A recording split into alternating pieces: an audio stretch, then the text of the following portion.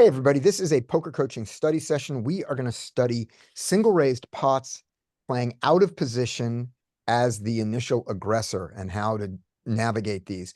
We'll use some solver work, but a lot of the solver stuff isn't going to apply because our calling ranges, the people with the calling range, will have nothing related to what the solver does. So let's go. And this was suggested by one of our fabulous fans on YouTube who said, "Would you do this?" And so we said yes. So shout out to the YouTube community, both of you. I'll go first. Mike, you're up next. Okay, so what should happen? Hero can raise threes here or fold them. This is early, but there is a sliver of it. 6-7 can raise here, and King Queen can certainly call. Let's see which one of them does it. It's the 6-7. 6-7 raises. This King Queen on the button here probably mixes calls and raises, but certainly calling on the button isn't going to be wrong. And this is one that can be solved. This is great because that's in range. He calls, and we get this flop. So first decision for out of position. Our first thing is this. Out of position play includes a lot of checks, and every hand that bets out of position also has some checks in it. You could simplify your strategy. I don't know if it'd be a good idea to always check out of position. And then you look at this particular, and now you look at this hand, and the properties of this hand are this hand is shit for this flop. This is terrible. So you're probably check calling or you're betting. The one thing you do, you block 8-7. That's the only good thing about this hand. And given that you block 8-7, do you block 8-7 so well that you want to check raise this and get there that way?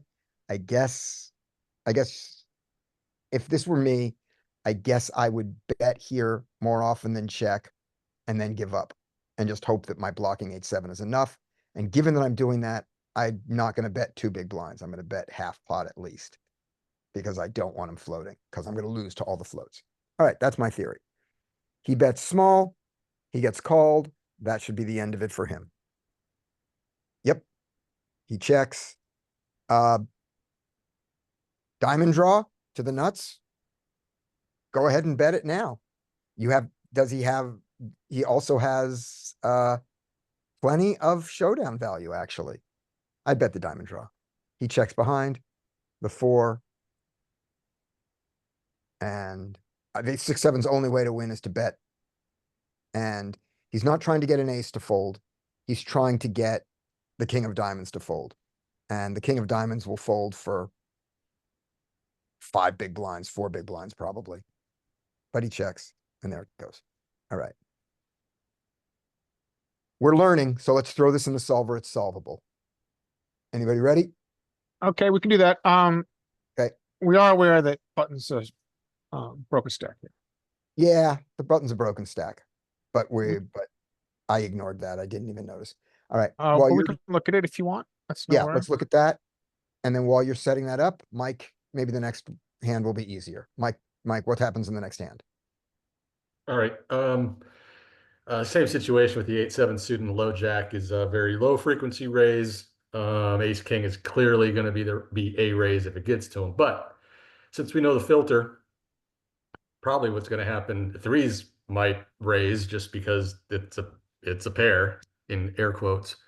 So it's, depending on what these guys do, it's either threes or 8-7 is going to raise. And I'm guessing ace king just flats. Oh, okay. Now we got a limp. Okay. So we're not solving this one. Yeah. Then we got an overcall. 8-7's probably going to ISO ace king call. Well, then overcalls maybe. I don't know how this is going to go down now. Yeah. 8-7 shouldn't ISO with his short stack the way it is. No. I mean, 8-7 could, I mean, ace being on a short stack, this seems like a pretty good call for 8-7. Just call. Yeah, I know I wouldn't do it. Really? No, not in that position. Okay. But not with that short stack. So there's the ISO for ace king. We like that. You're going to get flat somewhere. The three's flat, which certainly can flat now. Yeah. Yeah.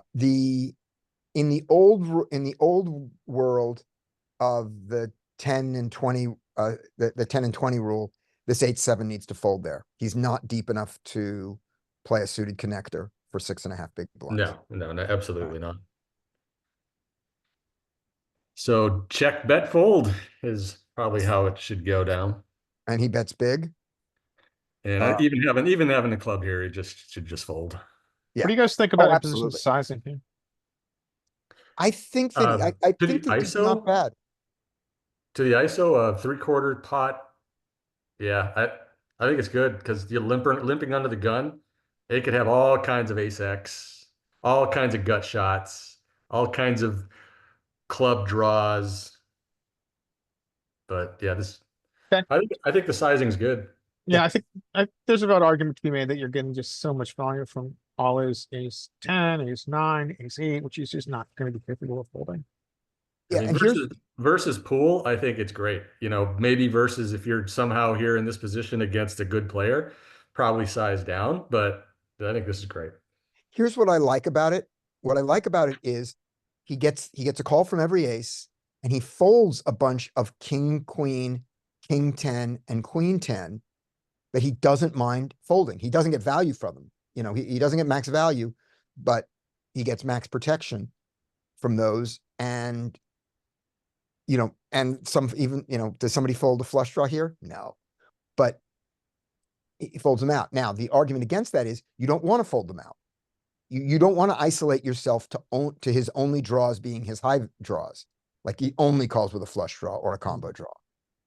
So solver will, I don't know if it's just texture, solver will often size up with the ace king specifically in these spots because Yeah. of the first point that we're trying Yeah. to get. Yeah. you just- Extract max value from other ace X. I got that hand if you want it. Yep, we're ready. Now that filter, just out of, you know, curiosity, the lead aggressor is in position here. So Yep. So some hands are not going to fit, and we're not going to fix the filter. We're going to see some other unusual hands. All right, so. SRP, so we really actually button can't have king queen suited off, but we can give it king queen suited. Right. Okay. So, look at this flop. What are we doing? Well, as you would expect, we are checking most of the time, and then when we do bet, we're using an incredibly polarized range. Yeah. Which is the majority of humans aren't Interesting. finding, which is an overbet. But we bet big on a paired board here. Yeah. It's That quite a- surprises me. I wonder if, yeah, so I wonder if this is kind of like OP high check. I mean, the one heuristic that is super common that we're seeing here is that when you have a board that checks often, when we do bet, we bet large. This is just kind of like on steroids. Yeah. I'm curious, two things. So imposition has a range advantage, which again is what we see when we see polarizing betting often. And then I'm just curious about trips advantage. In position has a range advantage, and an out of position has a nut advantage. So bet very frequently, bet infrequently and large. Yeah. So yes, and imposition has, well, UTG has a little bit of an advantage here. The nuts are trips. So yeah, And that's your trips and all the overpaired. overpairs. Trips and your aces, kings, queens are still nutsy. I would say UTG's got another advantage here. And you just look at the equity graph. Yeah. So, okay. So we'll run through this. So checking with his combo was what, 7-6 suited? 7-6 suited. So checking except for the back door. Notice the front door is mostly checking too. Yeah. It's interesting. Doesn't want to. What are all our flush draws doing? So a lot of our betting, again, we're betting 70, we're checking 76% range, but we do get a higher frequency of bets with the front door, which you would expect. Except, and you know, I've seen this in the last couple of days looking at yourselves. These worse flush draws out of position, they want to check. Right. Now, what do you think about population? Do you think they are going to overfold their overcards, their ace X, their underpairs, or are they going to overcall? Like, do you think they're going to call too often to a C bet, or are they going to fold too often to a C bet? I think they're going to call the small bet. Yeah, we've got I mean, I think population is inelastic, but size does matter a little bit. That's what she said. So, w- I think that, yeah, it depends on the combo. I mean, overfold. Yeah, I think that's Roll super over, player on dependent. us, roll over one of those, two high cards, like a king, queen, a king, jack, or something like that, offsuit. And just see, you need a diamond. Yeah, I think ace, queen, ace, king are gonna bet less here because they've got a semblance of showdown. Yeah. And then notice when we get down to like ace, jack, and ace ten, we're betting more. Checking is fine. What did he do in game? Did he check back? He checked back. I didn't wanna he? see one other thing there. Sure. On those, on the two big cards, like a king, jack, or a king, queen, either one. We need a diamond. Do we care if we have a heart to go with the diamond? Does it make a difference? Not a discernible one. Okay. Good enough. Check, check. It didn't go Ace of check. diamonds, right? It didn't go check, check. He bet. Ah, He bet and made Good. the first mistake there. But when he's supposed to check. out Let's of see. UTG bet. Yeah, UTG bet, but now the hand is over now at this point. Um, because he has no bets with his 6-7. But when he checks it, let's see what happened, what the button's response with his king, queen is. I'm just seeing if he ever calls or ever check raises with his, with his blocking the 8. So the king, queen, any king, queen can bet. So our guy is gonna bet the king, queen of hearts in this case. We're betting at cross range. This is always interesting to see. Every combo has some component of betting. Right. After we get checked in. Right. So we bet, and the So most common size is 33%. yeah, in fact, it's almost the only size. Right. And facing 33, the 6-7 with the wrong suit, I think just folds. I don't think we're gonna. Yeah. So so the right thing here is you lose the hand. You're just supposed to lose the hand. Yeah. Okay. All right, handing it back. Yep. Thank you.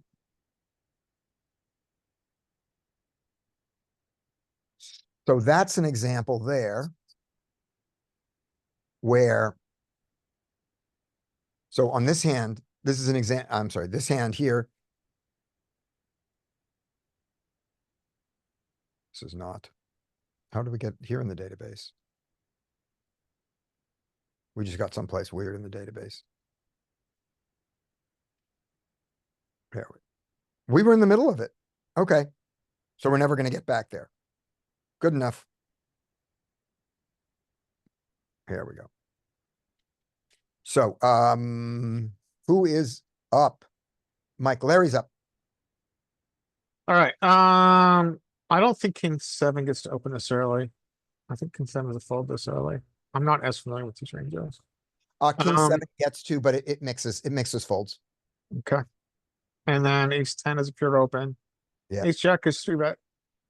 I think that she 3-bet is pure and everything else folds. Right. But what I think what's gonna happen is the ace jack is gonna call. I think that's how we get it in this thing, but I like the 3-betting it there. Oh, he goes to 5.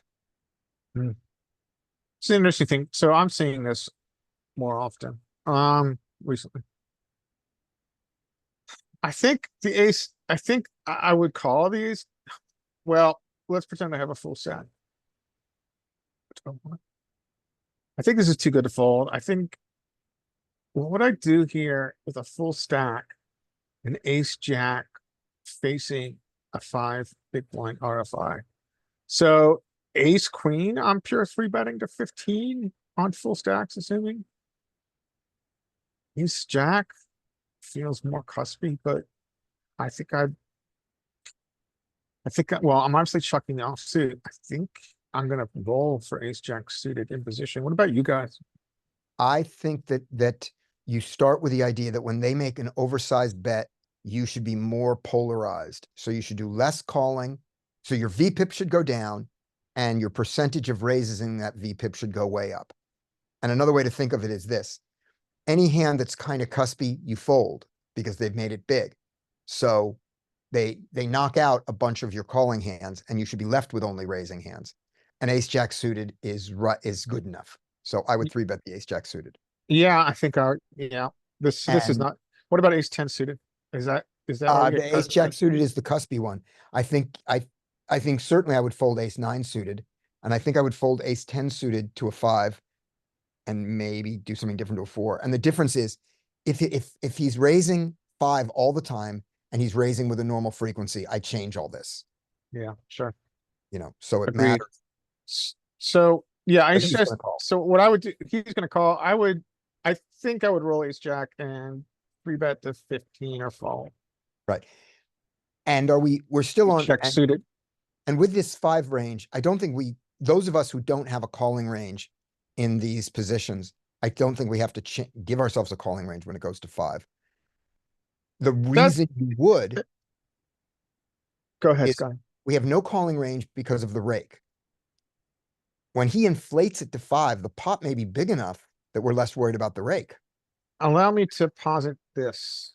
Yeah. Oh, that's a live rake. yeah, so, At a 15% rake, no, or 5%, whatever. so also we don't call because we don't want multi-way. Yeah. However, our frequency of multi-way to this 5 big blind open may go down. Yeah, the big blind is not incentivized to call. So I wonder if that does change the, well, it doesn't. I mean, we'll just go with what GTO Wizard tells us. GTO Wizard tells us we are a 3-bet a fold here. So I'm just. Oh, gonna well, go we've with got that. a 5 big blind. Mike, you've got the 5 big blind open ranges. Hey, yeah, I'll take it. I stepped away and I just got back just now. I assume you're talking about ace jack suited in position to a 5x open. Exactly. Yep. And the 5x is low jack -1. And the ace jack is the hijack. All right. But as played, Yeah. we won't Oh, be and able one to thing, solve if we're it. gonna look at that, let's look at both chip EV and the rake, because it should be, the raked pre-flop charts with the larger RFIs it's a very large rake. Right. So yeah, so now everybody else folds and you go to a flop. So I think what's gonna happen here is our 5 big blind aggressor is just not gonna care, and he's just gonna bet big here, and he's gonna bet like B75. Yeah, or He's not- B50 to 75, we think. Nope, he No. checks. Didn't expect that. I like a B33 here, especially because I got 2 vectors. Mhm. A lot of very good cards can come. And so I would B33 here, I think. Right. You do not have 2 backdoors. You have 1. Your backdoor straight is not an actual backdoor straight. Because when your straight comes in, it's a 3-5, and then the board is 2, 3, 4, 5, 6. Okay, good point. But 1 backdoor and 2 overs is enough. Not for him.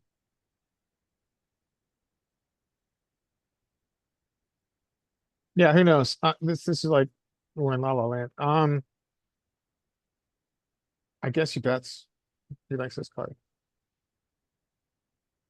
And now ace jack has to fold. Even to a small size, right? Because all the hands he was beating before, yeah. Oh, but he does not believe us.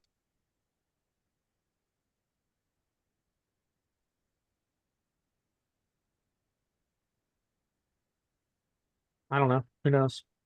This I is don't like, think ace 10 is gonna shoot his way out of it. I think he's gonna give up. yeah. So ace jack did a good job here. Yep. Of realizing that he has no reason to, he has showdown. There's no Oof. reason to bet. Okay. What do the pre-flop police say, Mike? Ace jack suited in this position is 75% fold, 25% 3-bet. All right. All the way down to even the big blind. If it folded all the way to the big blind, ace jack suited is even more of a fold, which I find interesting. Interesting. So, and I Now, just, again, that is assuming that 5x is from a player who studies 5x ranges, right?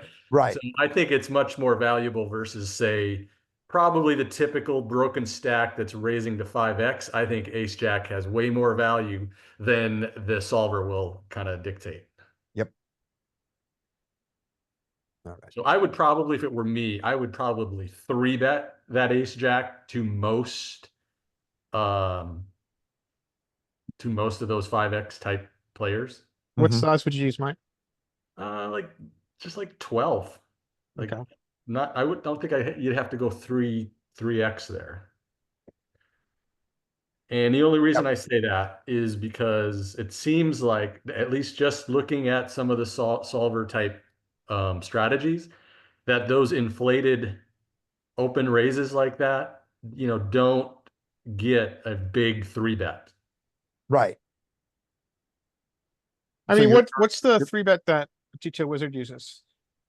In the hijack versus that position, it uses 11.5. Okay, thanks. Wow. Tiny. So And then- maybe like the way we could think about it is in our head is 2.5. It's like a 4-bet, Yeah. It's a 4-bet sizes. And now Wow. when you get to out of position, like if you're in the blinds, then then it ups to 15 and 16. Right. Which is again, similar to 4-bets, not the same numbers. 4-bets are like 2.3 in position, 2.7 out of position, Yeah. something like that. Yeah. Yeah, okay. Next hand. Fish cakes. Okay, so I think ace-6 suited can open. And then ace-king off should probably 3-bet, but I assume they're gonna call. Yep. And yeah, let's go and see what happens. Yep, that's what's gonna happen. Oh no. It's you're another going one of in. these hands again. I think what's Right. happening here is that they're calling, so technically they're out of position. Yes, yeah, so we get So limps. it's All gonna right. go call, raise, All right, call, so we'll get, call, raise, call. so we'll see those spots Yeah, too then. these are interesting. Yeah. Yeah, I mean, I can filter out the calls if we do we this again. can we can look at this through the ace king's perspective, probably. Yeah. All right, Yeah, I mean, it's interesting looking how these hands are played. what? Oh, okay. It's gonna go I raise on think- ace king then, right? I think this is a very bad idea. Oh, definitely, yeah. No, Right. that's standard. Isn't that standard? That Okay. 5-7 should ice it. All right, now, what size for the ace king fish cakes? If these guys are fish, I'd probably just go like 7 big blinds or 8 maybe. All right, what's the theory size, but not the exploitative Ooh. size? I don't think that is one, but it would probably be like 4. I'd say It's if you It's get gonna be it. exactly 5.5 in Jonathan Little theory, which Yeah. is, the way you do it is you go pot size, in position, and pot size plus whatever the unit is, in this case, 1 out of position. Hmm. So 3, 4, 5.5. Yes, sir. But the fact that you want to exploitatively go to 7 against these guys, perfectly fine. Yeah. This Hey. guy is a Jonathan Little pokercoaching.com student, as you should all be. All right, here we go. Gives you access to the free roll tonight. Poker Coaching has a free roll on Coin Poker for the whole year. $2,000 in prizes every week, plus whatever Jonathan Little throws in the mix. Okay, there we go. So he goes 5.5. And Ace-6 is probably gonna call, and then 7-4 folds unless they're crazy. should the ace-6 call here? I mean, they probably should at this point. Yeah. They've got 20 to 1, but they're out of Like, position, so it makes it hard to like, realize. Yeah, it's like you're being put in, like, imagine if you were like in the big blind position, like this is like essentially the big blind position here, but with like 1 extra like dead money in the pot plus a quarter. I think you'd probably just call that. So I mean, if I was put into the hand on this ace-6, I would call probably. I mean, yeah, if you put yourself if you just put yourself in the big blind, Yeah. But you are playing it out of position to two players when that happens, which is bad. But he's definitely calling. I think ace-6 is probably good enough. And how suicidal is the 4-7 person? Not good, Ah, healthy. man. He went to therapy. He's on his meds. This is good. This is good. No suicidal ideation. All right. Okay. Interesting. Oh, it's a party. So the like a6 player is probably gonna have like a fairly like it's not gonna be too condensed because they are recreational, so it's gonna be wider than normal, but it's gonna be like a range that's not got like too many super trash hands, but they're gonna have a lot of like mediocre hands, and not many like very strong ones, I'd assume. So that kind of hits this board quite well because they're gonna have a lot of like suited connectors, pocket pairs. They'll have like over pairs. Sometimes I see maybe 9s or 10s, and then I have like 2 overs a lot. I think. But like the ace king player is going to have like all of the over pairs, basically all the way to aces. So generally, I think you'd probably just use a bigger size here. There's not really a like the hands that want to bet here like want a lot of protection. And jacks or tens, especially, and the queens too, just want like protection from the overcards, and just from like giving like any of the like don't want to give the out position player free equity basically. So I think you probably see a bigger size here. I'd probably do like if with my range, probably like around 50 to 75 maybe. But with ace king offsuit, I don't think it's like mandatory to bet this. But I don't. Yeah, probably just check like most of the time, probably. But we'll see what a6 does. Maybe they donk. So this board, I believe, if you had solved this, which is unsolvable, that this board has donks on it. Oh yeah, I The assume out of so. position player Yeah, for yeah. a big blind range and also for not for his early position raising range, but for his limping range, limp calling range. 6-7 suited, 4-5 suited, 5. I mean, hits this so much that I think he has some donks in theory. Yeah, I agree there. Yeah, And he's this gonna. ace-6, not a Yeah, terrible donk. Not a Over under in terrible the check group that raise. they're gonna dunk. I think, I don't think they're gonna. I don't think so either. I think they're passive from the initial limp. I mean, technically this is solvable. You just need to do it in PO. Right, we gotta go in, we gotta set up a limping range here that includes all those Yeah, kinds of. yeah, limp calling range, blah, blah, blah.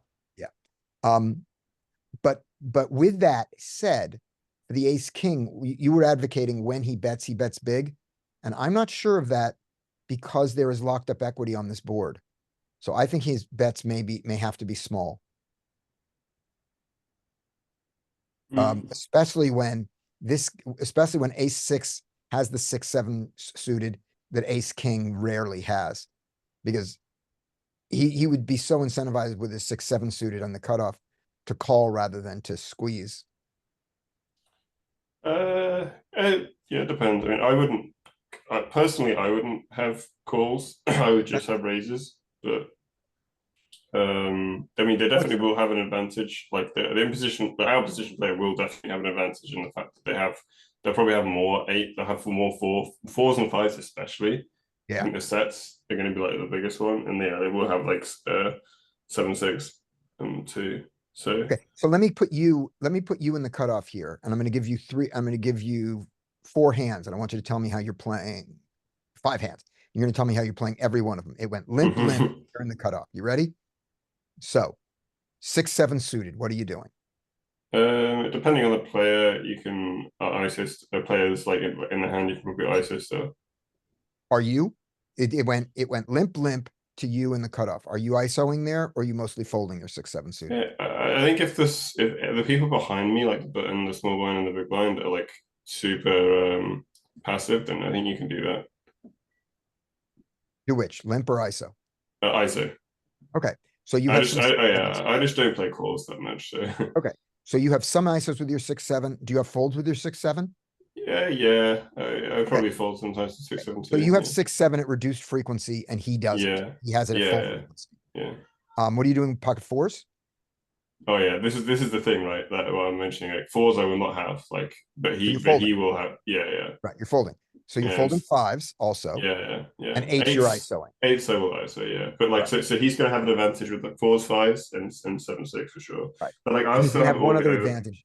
He has one other hand that you don't have, which is really important. He has 4-5 suited. And you're playing your 4-5 suited like you're playing your 6-7 suited. Yes. Yeah. So And that's why I think you can't bet big. yeah, but you'll still have your overpairs though. Yep, you have your overpairs. Yeah, which is like a lot more of the range compared to those hands. Yeah. In my opinion. So So your overpairs, your aces, kings, and queens can bet small. They don't need protection. They don't mind a call. And I don't think your nines, tens, jacks. those are Desperate. the hands that want to bet the most. I think nines, Yeah. tens, and jacks definitely Yeah. want to bet the most, and they would want to bet big for sure. Okay, I'm in unsure my about, I'm opinion. unsure about the sizing of the 9-10 jack.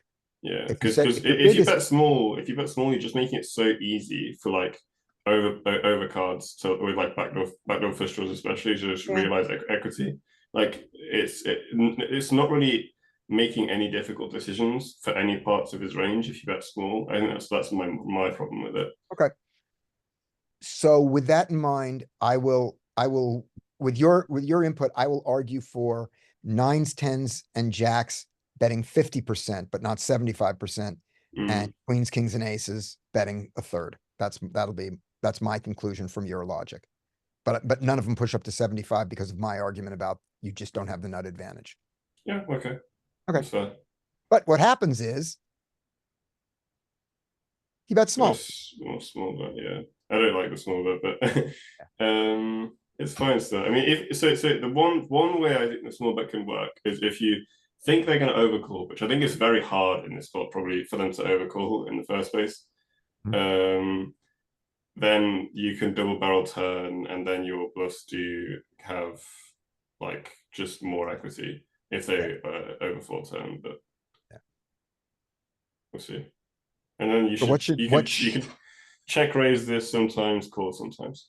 Yeah, but as played, ace six suited should never fold here, right? Oh no, definitely not. I mean, I would if I was a6 here, I would definitely raise, like for sure. I like it. Like one. What size would you check raise to this size? Probably closer to 4x and that size. So around close 16, to what pot is now. 16, yeah. Okay. Maybe 17. Yeah, I'm probably going 14 here. Like, so I'm going like half pot. I'm going 3x plus a blind. Yeah, that's yeah. Something like that. I But think we're in the anything same from anything from like 3 to 4 is probably fine. Yep. He calls. Yeah, it's not Not wrong. surprising that he calls from given his initial play. Yeah. Okay, yeah, another bad card. For out of position, in position, sorry. Like, because I think you probably don't have a donk here. I don't know much about turn donks, so we can just unless anyone else has got something to chime in about donks I on mean, turn. the theory is that you've got turned ons. If you have a turn card that dramatically shifts the equity Yeah. and nut advantage to the out of position player. Mm-hmm. However, I don't- here it's hard to know because ranges aren't clarified. Yeah, Yeah. exactly. I think a 9-8 is there, but it's not like any extra 2 pairs are there for him really. So other than 9-8. Yeah. Yeah. Yeah. I mean, And it every doesn't time you bring- see a turn donk, you can go in range versus range and see a dramatic shift of Yeah. equity to the out of position player. I think probably just checking mostly. Yep, and when this card comes in, his inside straight draws. It doesn't, I mean, the only one it touches is 7-9, and he just 7-9 suited is just not represented in this range, I don't think. So, yeah, I don't think that affects it. He checks. The ace king checks behind with his equity, and Do we like the ace king check here? Yeah, I like it. Me too. Yeah, I like the two. You took your shot of getting, you took your shot of getting jack, you know, It, of it getting. That's does. non-paired. It's kind of weird with ace king because I think it is a hand that's very like it's strong. I think for a lot of his bluffs, even ones that don't have many draws, like let's say queen deuce for example, I think he should just barrel that because I think they will probably start to tend to overfold after the double barrel, but again it's player dependent, so it would like a higher equity like bluff candidates like ace king, you could probably just check, like you said. So now, should ace six, I'm making you be ace six, playing with all, you ended up here with this line. Sorry. Oh, it's No. tough. I mean, What do you do? so just thinking how much like of our range is going to be betting here and what kind of size we would use. I think generally we would just end up doing like large sizes because we're still going to have some like big hands here. Like we're gonna have a decent amount of top pairs still. We might even have we'll still have like, if we're not donking the turn, we'll have some eights, probably some 8-9 as well, maybe tens. I don't know if this guy does this limp call with tens, whatever. So I think we can probably choose bigger sizes for that. I mean, maybe you can even bet under pairs though if you choose like a reasonable size. I don't know what size you choose. Probably not too small on this board. And it kind of depends what hands you're trying to get caught by, because he still has a lot of mediocre hands, I think, in his range that in position would check with on the turn. So maybe you do just bet more polar. The problem with this particular hand to me is I love the six to bluff. But the ace, Yeah, the ace is bad, yeah. the ace is bad, not because we block anything, but because the ace is showdown. Yeah, you got showdown value too, yeah. This is the thing, like You beat all his king highs, all his king queens, king jacks. You lose to any ace he can have.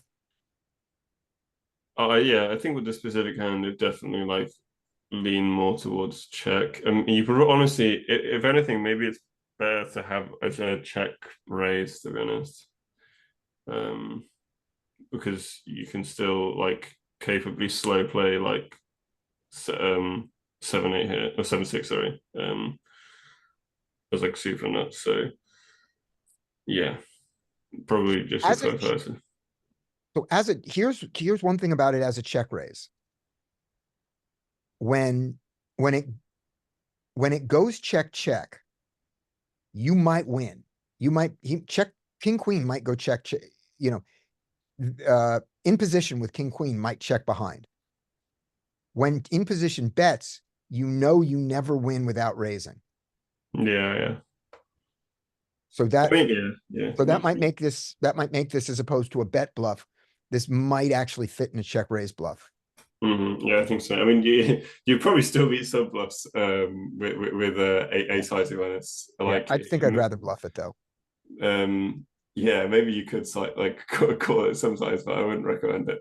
Oh no, never check call. Yeah, never check call it. It's if it goes check, you might win. If it goes check bet, you can't win, and now you raise. I think if you did put this in solver, it might actually like crazily have some calls here with a6, but probably you can also just check raise it too. Yeah. Hungry Horse talks about when you, and it's not exactly the situation of what hands should you check raise river with as a bluff, and very often it's a pair, like ace 3 here or something like that. Yeah, because you don't want to do it with, you don't want to check raise jack 10 here. Because Jack 10, when it goes check, check, loses. Mhm. So you need a hand. You only want to check raise with a hand that when it goes check, check, you might win. Because if you're gonna do the other bluff, you just bluff out. You know, if you're going to bluff 10 Jack, you bluff it out instead of, and in this case, it would be what, 6, 3, 6? No, I can't think of a hand that you would ever Yeah. have here for it. But that idea of if you're gonna bluff the river, if you can't win at showdown, you bluff out. But if you can, when it goes check, check, then you're allowed to check that one and then decide whether it's a raising candidate. Yeah, that makes Mhm. sense. It's So good. this ace might be enough for that. I'm not sure. He gives I up. want to do it with ace 4, ace 5, or ace 8, because those block his flop sets. But Right. yeah, that makes sense. Ace 8's fine, yeah, but ace 4. Ace 4 is, A6 is also blocking 7-6 too. So. Yeah. Yeah, that's a good point. ace 6, right. If somehow you had, what 6 can you have here? I You can't, think I was gonna say 10-6. If you somehow you had 10-6, then you can't check raise bluff it. You've got to bluff it. mhm. But he doesn't, and they check, check, and he loses, and Yeah, I think the check back on the river is good from the we're unhappy about everything that the ace 6 did. Every Yeah. piece of the ace 6 play. Well, we're- those hands are so hard to follow. All right, Dean. We did this one already, so we're going up. Here you go. This is gonna be a surprise.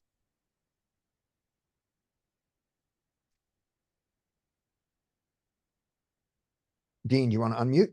If not, we'll go to Skate and then come back to Dean. Dean might be off having a real life. All right, Skate, you're up. And then Dean. He's if in you- chat, Scotty. Oh, Yeah, Dean's in Dean's chat. back. Oh, sorry. Yep. Let's do Dean in chat. Let me open up my chat here. Zoom. Open up the chat. All right. Here's Dean. Okay. Dean says, okay, Dean said things about the other hand that I didn't see, so feel free, anybody who wants to answer Dean, do it in the chat. But here, Dean says 10 king, okay, so 10 king suited is gonna raise and 7-6 suited is gonna call. That's what's gonna happen. Nope. Could be the same guy. 10 king limps, now the 10 king limps. This puts villain 3-4-8 in a very interesting spot. What are you guys doing with your suited combos then? I'm folding my deuce 4. You can limp this behind a limp. That's just straight up Jonathan Little. So I do think this has got overlimp potential. I mean, yeah, Yeah. Jonathan Little talks about this. I'm curious if anybody in chat feels strongly that that's not the case. Because I'm not sold, but I am overlimping and I'm not sure if it's the right choice here. So Fish Cakes doesn't want to limp here. Well, he didn't want to limp against a limp and a second limp. He didn't want to be the third limper in.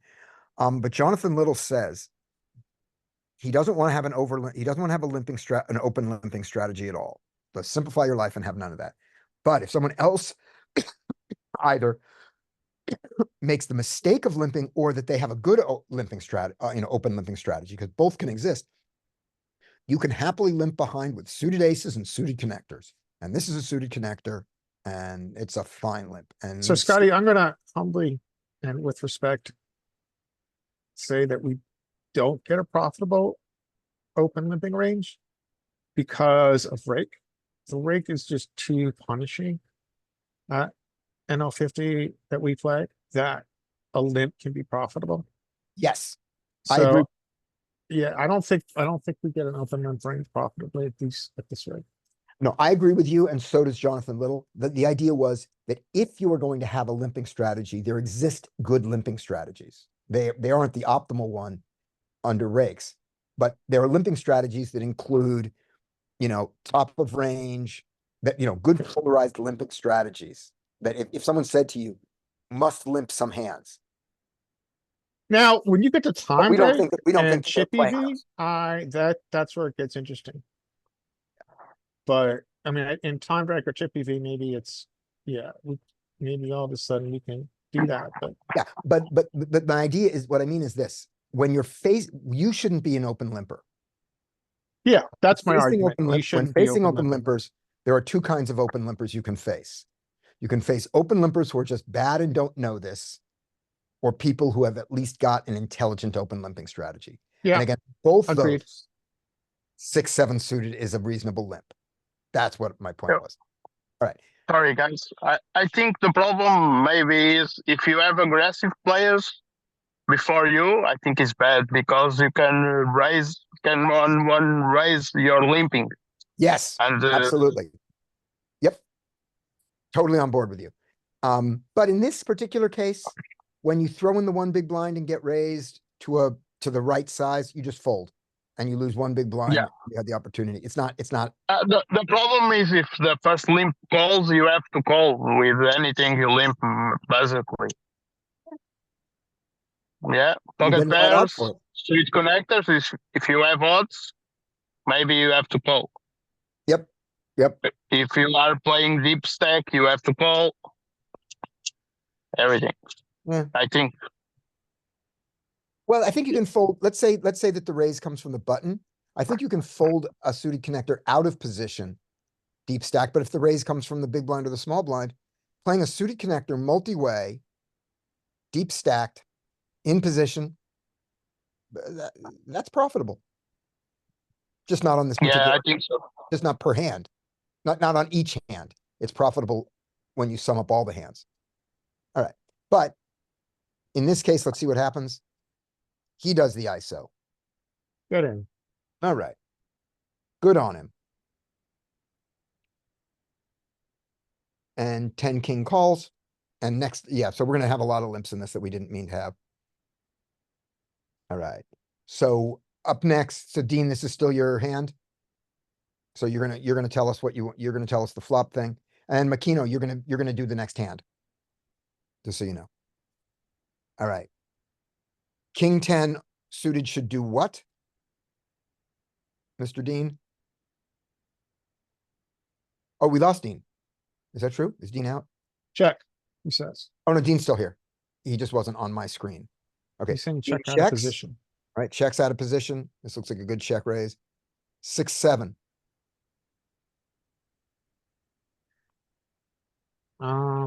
Just check call. Dean, it's up to you. We can guess for you. He I thinks he'll think probably bet. I think he's gonna bet, and so does Dean. And I think their thought is this: I have the best hand now, and I'm not gonna have the best hand on the turn. I don't think they're gonna look at this. I'm marginally made, and I need to check behind. So there they go. Does our villain find his check raise? Well, you We're think, I getting don't, close I to the wouldn't size think a where we don't check want a raise would check be too raise. good here. King 10, I don't think is good enough for a check raise, is it? I think it might have been against a 3 big blind bet. Yeah, probably not. I think you have a good point. No, I think you need a better. Backdoor hearts makes it a fine thing to check call. So if it were me, I would call. All right, there's the call. What Oh. a turn. Poker. Yep. So out and of position check, checks. bet, and call. Yep, check, bet, call. That's what Dean says, yep, and I think that's what has to happen. And the river.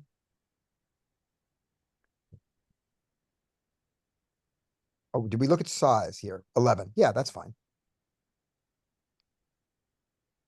Can villain 348 size up even more? After the call, I think he can. No, it does complete equity. It completes the 8-9 equity. I would argue. Yeah, I think his size is fine, actually. Yeah, I think he can go a little bigger than that. He's Pre-flop not with sizing that, for stacks. He's not sizing for stacks, and 2 pair is enough for stacks, right? I think so. Yeah, There's a so, lot they can call a larger size here too. all right, what is 2 With that- eons? with that king 10 hand pre-flop, would everybody have just called the raise? Cause I'm not We sure all that would have I- open raised it and then. and Well, I then would have open raised it, but even if I didn't, I would have folded now or maybe raised, but I don't think I'd have called. I would 100% call the flop You bet. would, you would just call it, okay. But no, there's some raising.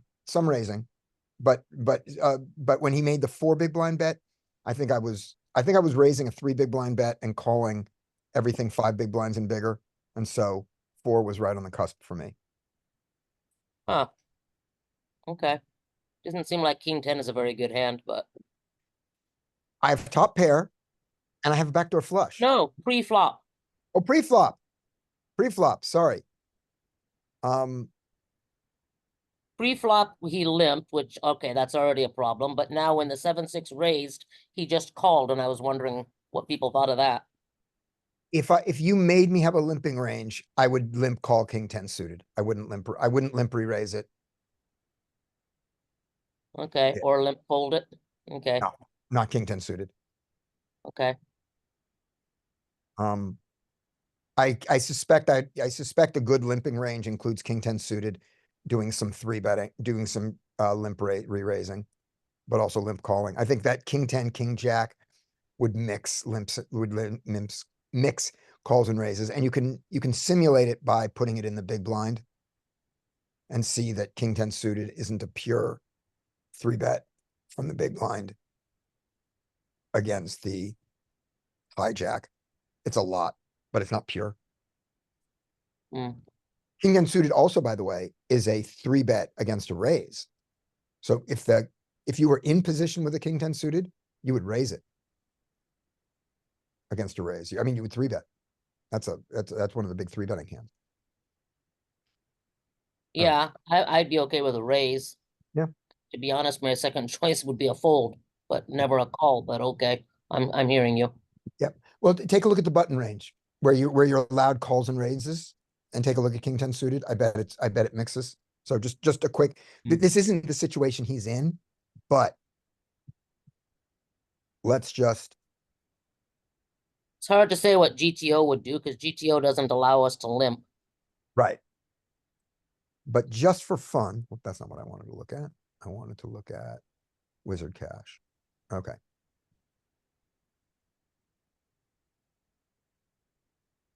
So when the hijack,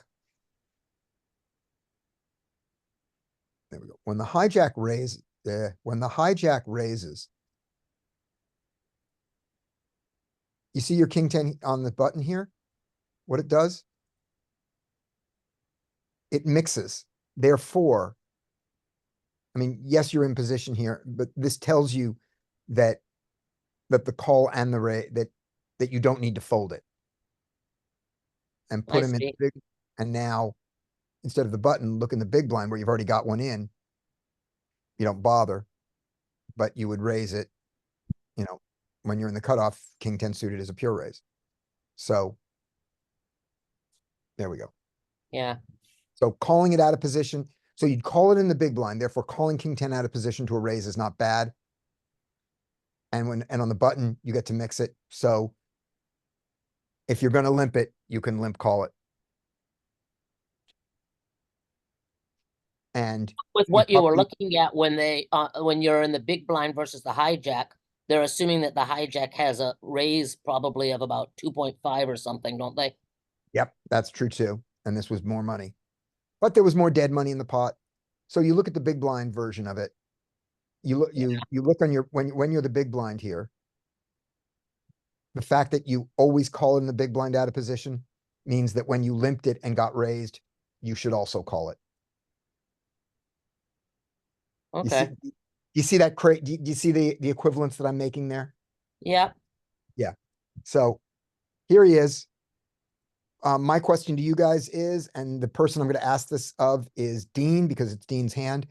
Dean, if you were the 6-7 and you said, I want to get all in by the river, 2E, now, in this, what size does 6-7 need to bet to get to the river 2E? And if you're not sure what 2E is, just type a question mark and we'll tell you the speech of 2E. But if you know what 2E is, do the calculation in your head, kind of dirty, kind of fast, and tell me what size he needs to bet.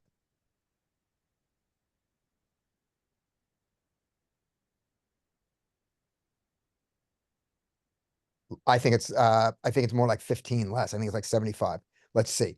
If you bet pot, you put in 20, he calls you 20, the pot is 60, and now he has 40 left. So it doesn't have to be pot for 2E. So I would have very quickly just gone to 75%, as an approximation. Let's see. Now let's actually do it. 15, 15, it's 30, so there's about 50 in.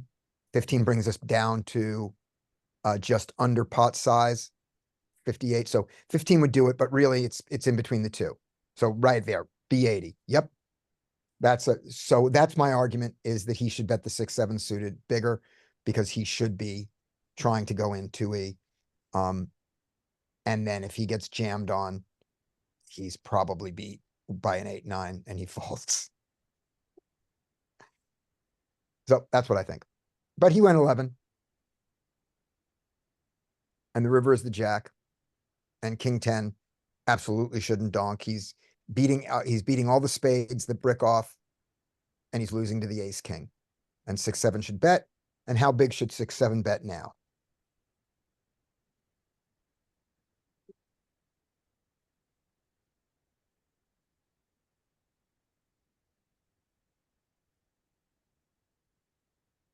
It's you, Dean.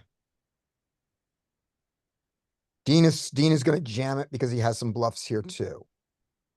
Okay. And this 6-7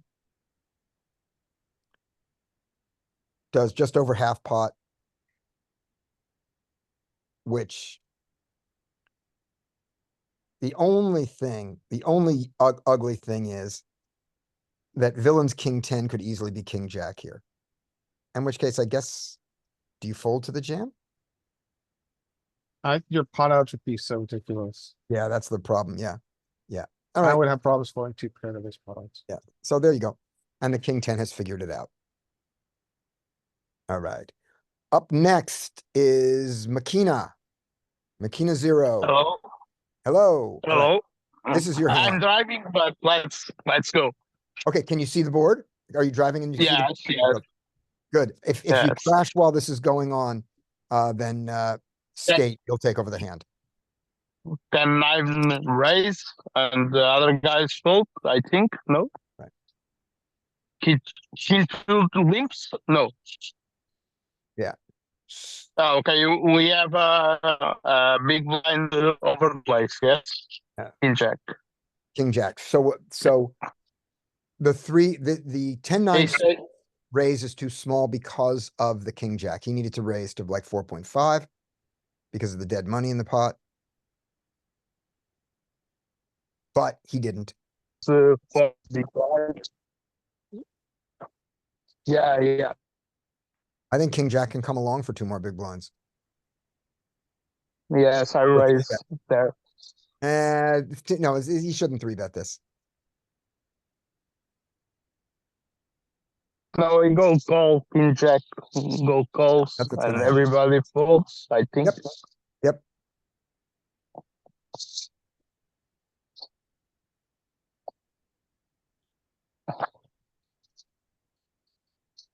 Yep. The tough one. I think with 10-9, I think I won't check all that board, but with the possible flush draw, and I don't know the other guy have, I think I will bet 50% on that board, maybe. He bets even bigger. Yeah. King jack just has to fold.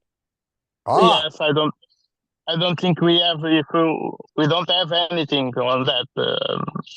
No backdoors, not everything. If I have a king of spades, I think I can call one. Or if I have jack 10, yeah. With a, Can I ask the group a question here? Yeah. Do you find a check raise here too ambitious? no,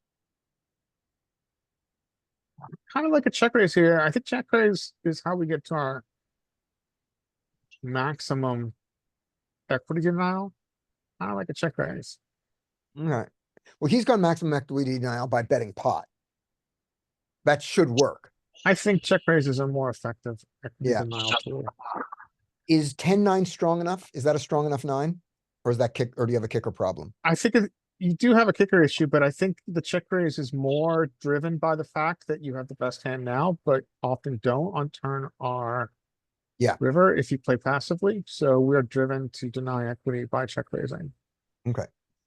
I I think. like the check raise, but I like to have a diamond on the board, not all blacks. Oh I yeah, think with it's- a diamond that or a makes total eight sense. or a 7, because we have redraws, I think is better than. I think you have an excellent point. Solver loves the pairless draw. So this king jack call is really bad, we think. And I think we can solve this by putting the king jack on the button. And I think we can, the pot size will be a little bit smaller. I mean, the SPR will be off by a little bit, but I think to see whether the 10-9 goes for the check raise or the bet would be really useful. So let's Yeah, solve this one. Yeah, you won't be able to tell if king jack's a bad call or not because it won't be in the range. We can give him king jack suited Yes. and just have his suit be diamonds, and that'll work. Okay, I got it up when we're ready. Okay, good. So let's play it out. All right. Facing this bet, king jack should fold, but he doesn't.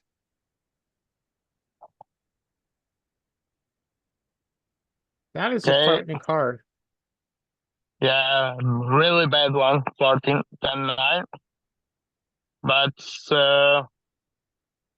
I think we have the other guy have all the flush draws and all the possible straight draws, everything. I think we have to slow down and check 10, 9. And check with the intent of folding or calling to a reasonable size bet. If he's an aggressive player, I go call. If he's a passive one, we check fold. No, Yeah. no, I think we don't have to go because a passive player never go bluff you, or if he bluffs is one time and 100 times, and they don't want to call. I think. All right. So this guy does not want to play the way we do. He wants to win the pot. And he's going to. There's no way. There's no way. Yeah. Okay. Let's take a look at. All right, we'll take a quick look at all- this flop play. Yeah, I think this 100% bet, this pot size bet on the turn, I think is solver suicide. Is bad. I should stop using that word. Is computer suicide. Yes, but if you check, I think you go until 75% of bet or only out spot. Well. To that. Honk to turn ratio. It's great. All right. If anybody you is see watching my this on screen, YouTube, gentlemen and because on ladies? YouTube, yeah, you can't see the chat. Dean said we need to know what the honk to turn ratio is. That is great. Okay. Yeah, so this is a pure check range board, which is Yeah. super common here in this texture. These 9 high flops are usually gonna be a check. I mean, if we had an eye report, probably checking There you go. So learn it. 60% of all textures, but my argument is that we're gonna get some check raises when we're checking range. Right. So we check, he bets a lot here. He bets more than he does anything else. If we were to Roll check over his here. king jack, and roll he- over his king jack suited, and let's just see if the combo. Yes, he does it with the dead combos. So let's give it to him. Yeah, so again, it's important to see, he's supposed to bet across his entire range. Yeah. Again, he doesn't have a combo of his, whatever number of combos he has. He has, Um, there's one little, there's like 2 combos that don't bet ever. There's a little one right around 55.1%. There's one that just Yeah. sneaks in there. Who is it? Who cares? So when he uses the small bet, Yep. what top pairs are we check raising? We're not check raising our top pair, but we are check raising pairs we do have a kicker problem, which you, Yep. You intelligently pointed out. This is a kicker issue, so we need just really a better kicker. We're just gonna try to ride this out, top pair. I Yeah. thought we might get check raises down here because we benefit from fold equity, but that's probably bloating the pot with top pair and marginal kicker trumps trying Right. to generate fold equity. Yeah. So this the seems to be very, kicker driven, very equity driven. Like if we looked at equity, it's probably gonna be super linear here. The dynamic nature of the board, which argues for check raise, is defeated by our lack of kicker, Yes, by the absolute value of our hand. yeah. So where else are, so we'll just, we do have a super, this is important to see, we do have a super, large, robust check raising range here. In theory, and then we'll just look at where our check raises come from real quick, and then we'll pass back. So, top of range is gonna be the sets, Then the overpairs. and then the overpairs, jacks, tens, and then let's just very quickly look where our bluffs are coming from. So, well, let's look, instead of doing it this way, let's just look very quickly at, I think, what most of us would find for check raises, which are good ones. So, half the time we're check raising our flush draws, and the one thing that stands out to me is we're check raising our king high flush draws, which want a fold more, and also our very best flush draws, which are going to have showdown on their own if the flush doesn't come in, are calling most. Mhm.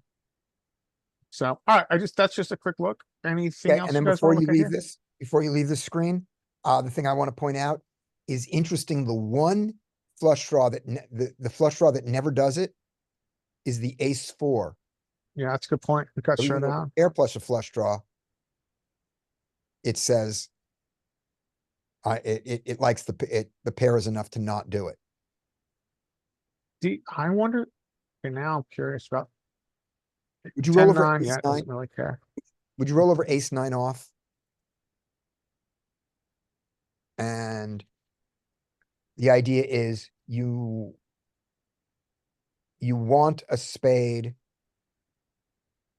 and you don't want the ace of clubs. Yeah, you want a spade. You want him to have a club, backdoor that doesn't get there, and you want a spade. Yeah, you wanted to have the, Okay, handing it back. why not queen eight? Okay, go back to that, Sure. let's see. So take the screen back there. what's, the question is about queen eight suited?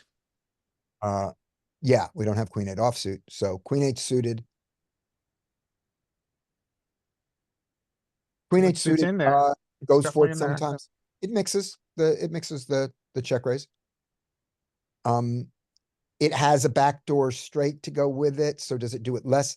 So look at queen eight compared to, let's see, what's our lower queen? No, they all have, queen 6, 7, and 8 are all the same. We don't have them. So queen 6 does it more. Queen 10's interesting. Yeah. Queen Yeah, jack, queen 10. 2 overs. Now all of a sudden the back door These is good guys enough still to have, call. these still have backdoor straights, yeah, so. And then when you get bigger than that, now you have good, now you have. Queen, good enough. Yeah. Yep. But then the interesting thing is when we get to the ace king, which Doesn't need to. has showdown on its own, it reduces its frequency of check raising. And when it does it, and it only does it with a spade. It never does it without a spade. Yes. True.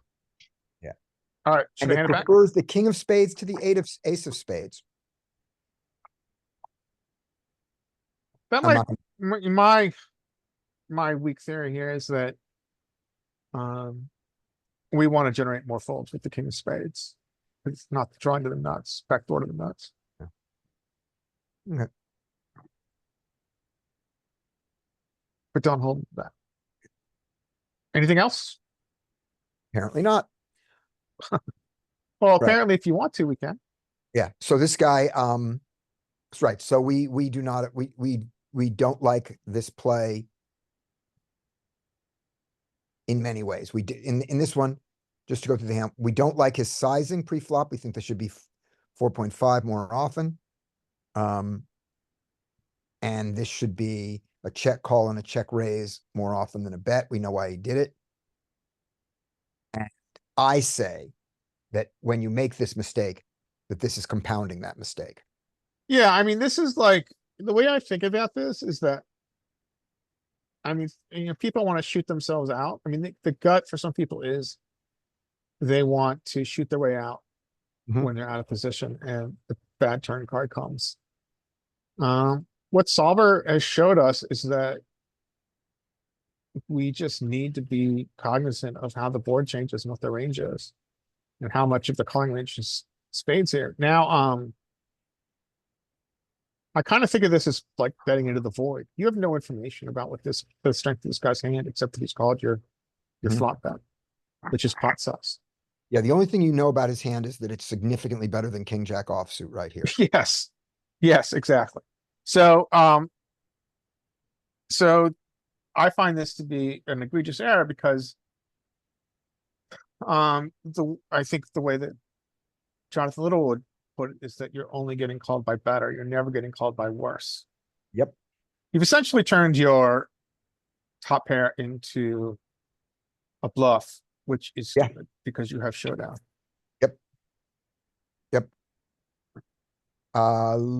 Next hand is Leanne's. All right.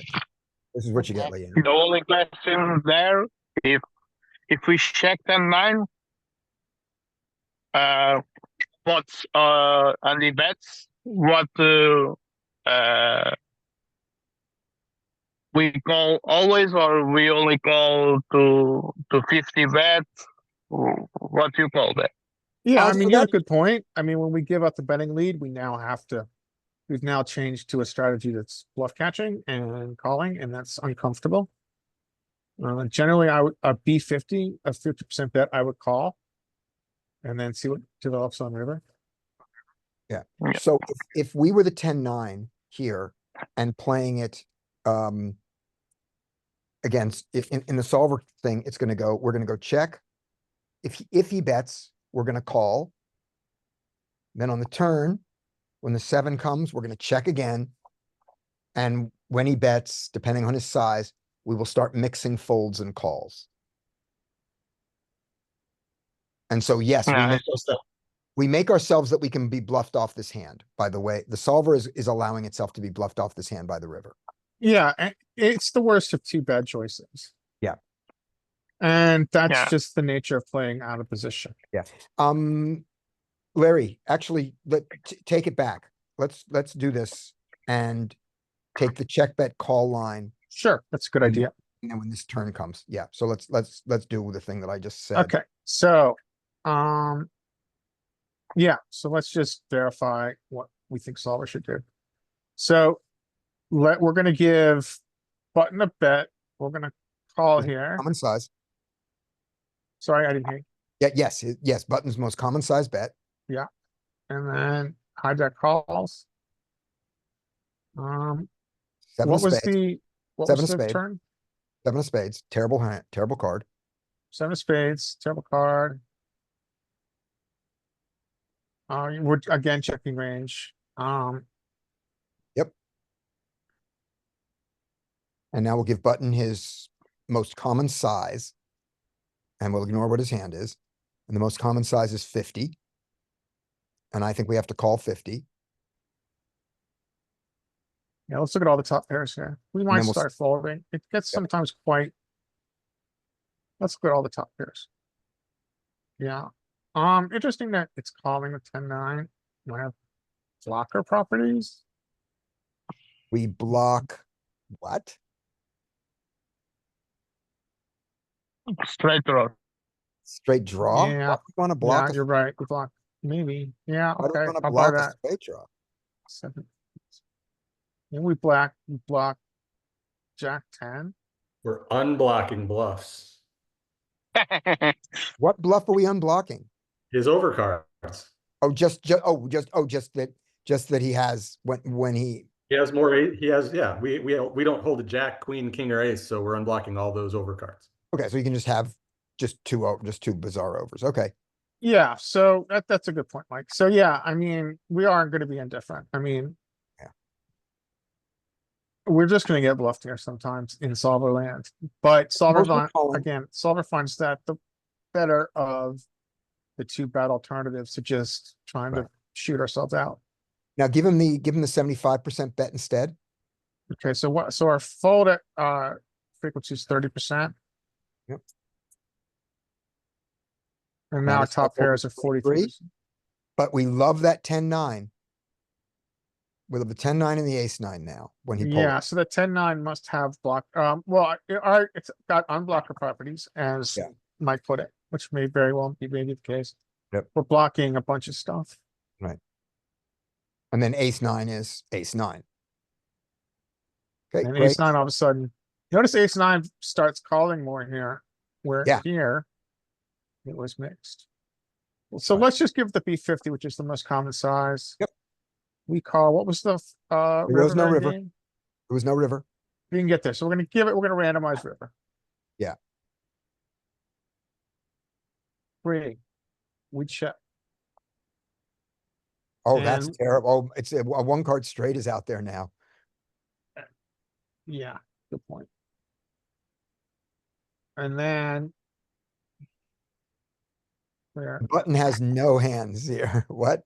Oh, button there- has got a polarized strat, right? It's got Yeah. like. The flush is up here, and then it's gonna have some flush blockers probably down here, king 10. Yeah. But what's its most check strategy? What's its most common size here? It's checking a lot, but Right. when it does bet, it's gonna be 80 and we're probably gonna fold. Yep. Top pair. Yeah, 10-9 doesn't like 10-9 now. Yep. But ace-9 stays in there. Okay. But ace-9 stays in. So, yeah, I mean, we could have gotten buffed off. That's certainly. That's Yeah. what you give up by playing more defensively out of position, but Yeah. solver thinks that's a more profitable line. Okay. Here we go. And we are on to Leanne's hand. Leanne, you have this.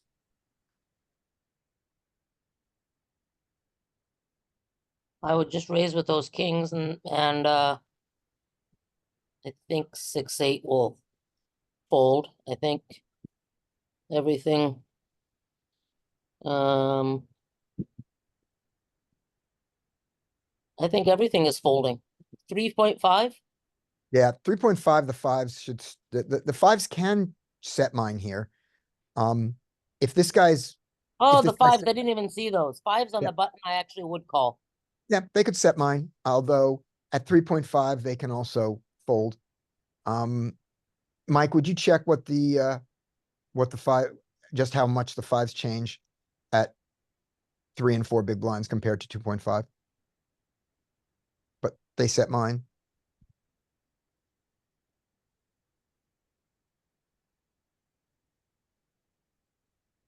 And now out of Okay. position kings. This I'm is, gonna, I'm gonna check. Cause that flop looks like it'll hit the button and he might bet.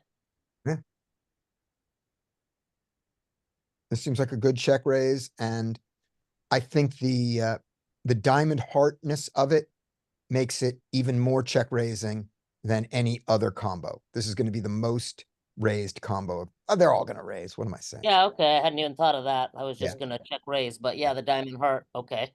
But he decides to bet it instead. Which is also gonna be there. They're gonna be bets out. We don't, oh, wait a minute. This probably is a check range board. I would guess this is a check range. board. these Yeah, I think this is positions. gonna be a pure check raise, in better play, but he bets. And fives,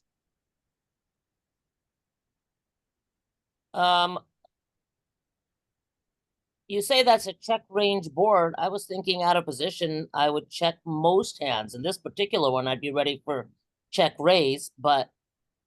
Yep. I would check most boards. Rather than donk, I think. I mean, I think, so so 60% of hands, or 60% of all board textures. Across all your combos, and you're gonna check. So checking is usually a safe bet. Right. There, what you'll find is that there are exceptions to that rule. An example would be a very dry king high board, like king 6 to rainbow. You're gonna start to get bets, because king high boards often are ones with bets.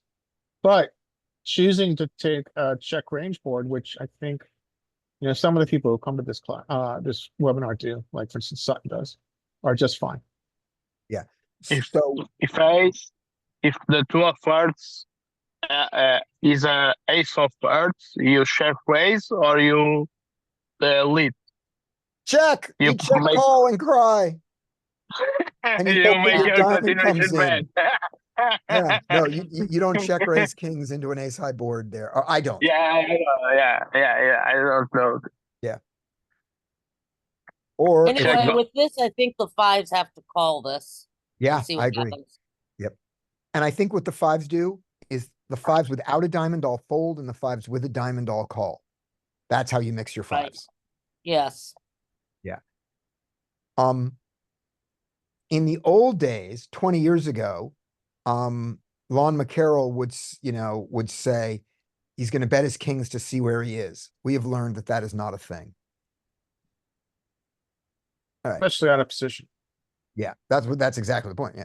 So there he goes. He calls the big bet. The fives probably do a lot of folding to this size anyway, but never mind. Okay. That's what the fives were looking for. That's a brick.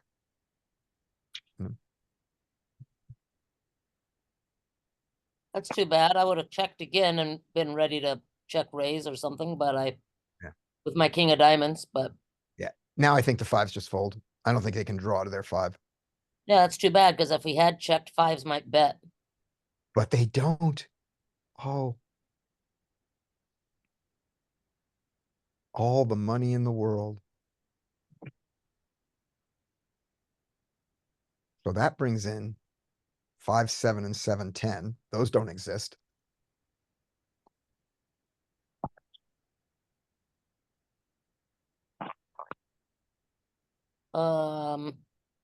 Yeah, but the fives kept calling, so now I'm worried he might have sixes or eights. I think I'm gonna go ahead and check those kings now. I'm gonna continue betting. I just get value from 10. I get value from 7, 9, 9, 10, 10, 10, Jack, Jack. Not Queen, Queen. He would have 3-bet the Queen, Queen. I can keep betting. I Okay. blocked the flush. I can keep betting. And the size is gonna be, all those hands are gonna call almost pot. So, I was happy about blocking the flush, but the fact that I've bet so large twice now, 75%, and I didn't notice what the percent was on the turn, and he's called. basically it both was times, pot size. It was pot size on the turn. And he called. Yeah. I'm concerned that he's calling on the flop and now the turn fairly big bets. I'm ready to check call with those kings, but Okay. He goes all in. If you think a player, if a good player are in the position, I think he goes all in on that board with 5-5. Some will. I don't know Okay. how often. fair enough, but if I bet and he had pocket eights or pocket sixes, he goes all in then too. And now I'm like Yeah, priced yeah. in. So Leanne, all of Yeah. all that's true. Now, let me. So if you check here, we expect him, what do we expect him to do with 10, 9, 9, 8, 10, 10, and Jack, Jack? Any of those hands, what do we want him, what do we expect he's gonna do there? Or what would you do there if you had any of those hands?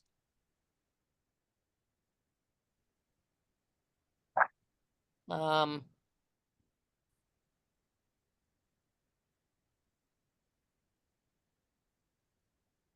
I And you guess I can would tell me whether check. you're I blocking the guess I flush would or not. check. I would be fearing an overpair maybe, Okay, so you're gonna check back those, a which then has high percentage that of the pair of time, twos. and all of those are gonna call, right? If he bets 40 big blinds here, you're gonna call with all those hands, right? 10, 9, 9, 8, and then tens and jacks and queens. Yeah, not queens. Queens, you three bet. Queens would bet. Yeah, I guess they would, but Yeah, I don't know. I don't know. I mean, you've called two big bets so far. What does he think? I'm just continuing to bluff? Because the only thing I could have if he's got those hands is overpairs, and if I've got an overpair, I got an overpair and twos. right. So that's what I'm saying. So you're checking those, so you're checking all those behind here. And But I'm you're not checking sure all if those I behind bet on the that button. that somebody with even 8, 9 or 8, 10 would call. Oh, I've you think already they, called two pretty big bets, and this guy with the kings, this guy in front of me is betting again. Seems like at that point all I could really be beating is a triple barrel bluff. right? Yep. That's what you can beat. And so I'm not sure that I would call the third one. Okay. But you're also not betting it. So the kings are indifferent to that. And then your kings, when the guy in the button bets, what size bet are you folding your kings to? Because remember, he can have he can have a flush here, he can have a full house here. True, but I would rather check and call even an oversized bet than bet and have him raise all in, which is what he would also do with a full house for sure and probably a flush. Good enough. Those are good reasons. All right, let's see what happens. He goes for the pot size bet. Can't And believe villain five, and this guy doesn't believe him. Can't believe it. Max value. That is 165 big blind pot and should not be. Good clients. All right. I think if you bet on the river, you ask. I think you have to fold if is raising because he called two times. Yes, a big bet, Mhm. and if he goes stops you have to put on full house and flushes. But you can couple bet for some value, thin value, but you have to fold. I think on the if he goes all in. So Makino, when you say that, you mean if it goes check, jam, No, fold, if or no if you if bet? no if I bet with kings and he's raise all in. So I agree with you, except Larry's If about you to say bet the flop. pots is difficult because you stay with to less far behind. But if you bet middle pot or 75% on the river for value, I think if he shows on the button, we have to fold the king. Okay, but even if you bet just like say 40 and they went all in, that's only 53 more to bet, and there's like tons in there already by then. Right, that's the problem, the story makes sense. I bet 40 here, leaving me 63 left. He then jams with whatever he jams with, and I look at this and I go, 63 to win, 63 to win 260. Are you really gonna fold? So you bet with the intent of folding. You bet 40 with the intent of folding to a jam. He jams, then you look at your stack and you go, it's 60 and there's already 260 in there. Are you gonna fold now? It's a real question. We lost Makina. Did we? Nope, No, Makina's- I don't fold. Come back. Maybe I know I can't fold. The problem for me, the problem is that I can't fold over there. Can or can't? I can't. Can't. Yep. Yeah. So that's the thing is I was with you on all the logic, and I would play it up there going, I bet 40 and fold to a jam. Then he jams and I go, nah, fuck it. And I call it. Yeah, yes. The Right. problem is that I don't call anyway. Yeah, Yeah, and so- but I think we have to fold because you keep 60% of your stack intact and you don't lost all Yeah. stack. I Yep. think. And so Leanne's version of this is check and call a bet of 40, call a bet of 60, and consider an overbet when he bets 2x pot. And I Yeah, think, I think I would be checking with the intention to call anything he bets, to be honest. okay, But so all that makes sense. And then I'm going to throw in one more wrench in this, and then we'll move on, which is on the 2x, when he bets the 2x, I would strongly consider folding because we know the 2x is under bluffed compared to the solver. So the solver has 2x bluffs and our opponents have very few 2x bluffs because a pot size bluff does the same thing in their mind. And actually, and does do that. They're probably not wrong. So they don't tend to do the 2x bluff. And then I look and go, my king, my king of diamonds blocker is a big deal. And then I cry again. So Larry, let's look at this in solver for for these check raises, for how we should play it. Okay, and can to you show answer that the reference? question about what I would Yep. do if I would fold the 8-9. Yeah, I mean, the only thing you're beating, even with 8-9 is the same as 8-10. If I've got the overpair I'm repping, then 8-9 loses the same as 8-10 does. Yeah, 8-9 only beats ace-9 and ace-8, and I don't think he's playing ace-8 or ace-9 this way.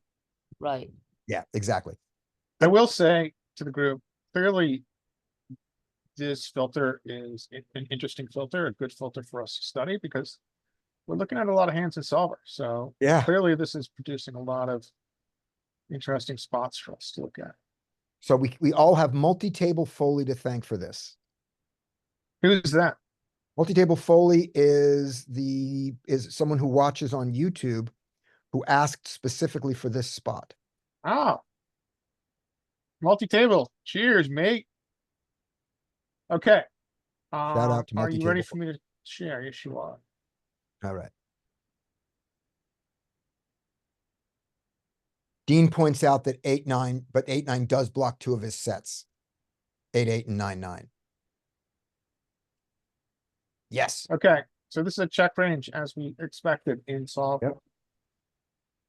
I guess that's a point. I was saying I'm announcing I have an overpair. I suppose I could also have flopped a set, yeah, and that Yeah. blocks that. Yeah. What's And so interesting that to was the me thing we here is observed. that we're checking here, and I would imagine, we already see this on these 8 high boards. Look at the nut advantage. So if you look at where my cross is, see where all of a sudden where blue jumps ahead, these are going to be all the sets. So we've got a range disadvantage and we've got a super nuts. I mean, across like go to like. This is a terrible board for us. Yeah, I mean, once we get to the very top 10% of hands, we just don't have any. He Yeah. does. We have 8s a little bit. That's it. So we're gonna check range. Yeah. So we want to go through this as if solver was gonna play it, I assume. Yep. And while you're doing that, I'm going to say one thing here. So the thing that we know is and you kind of said this, Larry, I'm just going to say it again because I'm mansplaining, which is That's good. which is that across all boards out of position, we know we check a lot. Then there are some boards which are just check range boards where we check everything. Yeah. The other boards, everything that we bet, we also check. That everything mixes, and so you can check. And that was I looked I at think it. largely that's the case, Scotty, yeah. Yeah. So this was our second board. Okay, great. So he bets, and by the way, he bets his 5-5 sometimes. Hey, Larry. Yeah. I'm sorry, I missed the under the gun action. Was it a check range or were there big bets there? It's a check range. Range, Drink range. Okay. check range. And then again, we keep on seeing this in these boards where this texture favors in position that he's just taking these very, very high freak bet small. And again, there is this correlation between how often we bet, what our size is. Often when we bet often when we bet often. Often we bet a lot, we're gonna choose a small size. And just to confirm this, I've shown this 6 times today, but I need to see it 6 times to remember. We're just betting everything a little bit here. There's almost no hand that it is a mistake to bet. Yes. So small bet here, if we're taking solver line. Now the question is, what do we do with kings, right? Check raise. Well, let's look at all of our overpairs. Very linear here. So we've seen this reverse linear before, but this time it's linear. Yeah. And I don't know why sometimes it's one and one the other, but yeah, it's a super. It's actually, it's a hill. The aces go down a little bit. Compared to the kings, a little bit. It's a hill I am confident we can climb, Scotty. It's a hill we don't need to die on either. We can just. Well we can played, just well bet it played. linear and be fine. That's be interesting. fine. I've seen that a lot of times before too, where the aces go down a bit. I guess they don't need the protection as much. Exactly.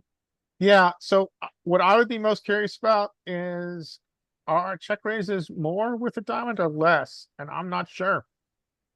What's your guess, guys, with the king? I bet we check raise the most often with a king of diamonds, king of hearts. That is gonna be the most bit, that's gonna be the most common one. King of diamonds. King of hearts. I am wrong. So this is where sometimes the solver flip-flops more, right? I mean, and it's hard to know. I mean, clearly you can just say, well, we need less protection. We've got a back door. Yep. We're That's what it is. blocking his back doors. We just, and Yeah. let's just look if there's any equity difference between these combos. Yeah. There is significant equity difference when we have a Yeah. diamond. We go for it's 4%. That's significant. Yeah. Even more than the 3% the back door comes in. Yeah. So how do we want to take this solve line? What do we want to do? So, when we check raise it, he's gonna fold. So we really just use the small size here. But we So check let's raise, use- ours is the one we check raise the least, so, cause that's what we have, right? Oh, no, yeah, we have We've diamond heart, we've got diamond heart. so let's check it. It's the most common one. Let's call it. Yeah, let's call it. Okay, Let's just see. we call, and then we get Two of diamonds a comes on the two turn. of diamonds. Even with the diamond, didn't it check raise more than it called? The diamond heart with it, specifically diamond heart was the one that check raised less than 50% of the time. Oh, It check raises. It goes back and forth. It's hard to understand what the heuristic is that it's Yeah. producing, but I mean, we think that it check raises less because it just needs less protection. Yeah. right, that makes sense. All right, check. We're never donking. This isn't a equity shifting card, Oh, wait, no, it is an equity shifting card. is it? Yeah, it probably is, but Yeah, it okay, completes. but Not in our favor. Right, because he has more suited stuff than we do, okay. So and he bet a bunch of it. do we want him to polarize properly here? Yes. So his most common size is a B75, which I think we're going to see most in game. What are overpairs doing? Overpairs are never check raising now. They're simply calling. Mm-hmm. If we're down here. Do these call more with the diamond? Of course, yeah. Yeah, of course.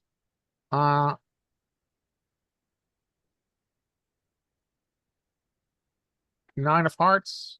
9 of hearts.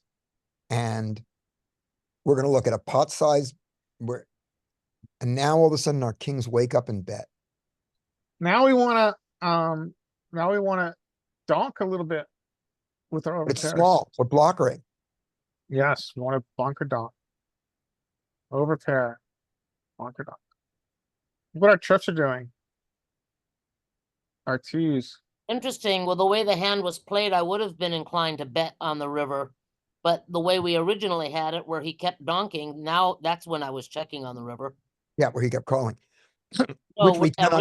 originally, when we kept donking, originally, when he kept betting rather than checking. I wanted to check raise at the beginning, but at the very beginning, when he kept betting instead. Now I would have checked the river, but now the way it Yeah. was played, without check raising or anything, now I'm gonna bet the river. Alright, it's interesting. We get to, donk, bluff. Block in here. Hold on. So, we're not gonna take that line, obviously. Here, we're gonna check, right? Yep, we're gonna check. And we're gonna look at pot size and 2x pot bets. Okay, so We're now, gonna look at whatever bets he has. so he gets close to pot, he gets B80, so if he takes Oh, he gets B80. 150. Look at how much, look at how often he gets 150. Yeah, yeah. he Oh, you gets it wanna a look at lot. a smaller one. Okay. Let's look at our hand class that we're studying. Kings already start folding. Yeah, we're folding a lot to the size. You need and you need the diamond. You need to block diamonds. So, And- and one thing that Mike mentioned last Tuesday, I think it was, which was, I think, a really good way to look at this is, yeah, I mean, we just call with our flush blocker and we fold without. Yep. And just do it that way. Yeah. We're calling pure with our flush blocker here. That's B87. We want to look at B150. Yeah, and the crazy thing is, the jacks call pure with their flush blocker. And the kings and aces do a lot of folding of their flush blocker. Or We're not the calling aces, with, not the I mean, we aces, don't get here very often. not the aces, but the kings. Look at the kings. Yeah, but yeah, we mix. Kings mix the fold, but the jacks never do. Yeah, I don't know. Maybe it has something to do with, I don't know. I would say, It doesn't block a straight. yeah. It's hard to know. I I mean, don't the know. 10 at least blocks a straight. That's odd. Yeah, but who knows? But he doesn't have 10-7. Yeah. He doesn't have 10-7 suited. Okay, so B150. So right now we're folding 60% this hand Yeah. class. Folding 80% this hand class. Yeah, now look at the kings, Your fold. pure. Aces are hanging in there, Aces are hanging in there. but now we Jacks and mix tens are shook. jacks and tens. Yeah. Okay, anything else you guys want to look at in this stuff? I'll have him jam and then we'll move on.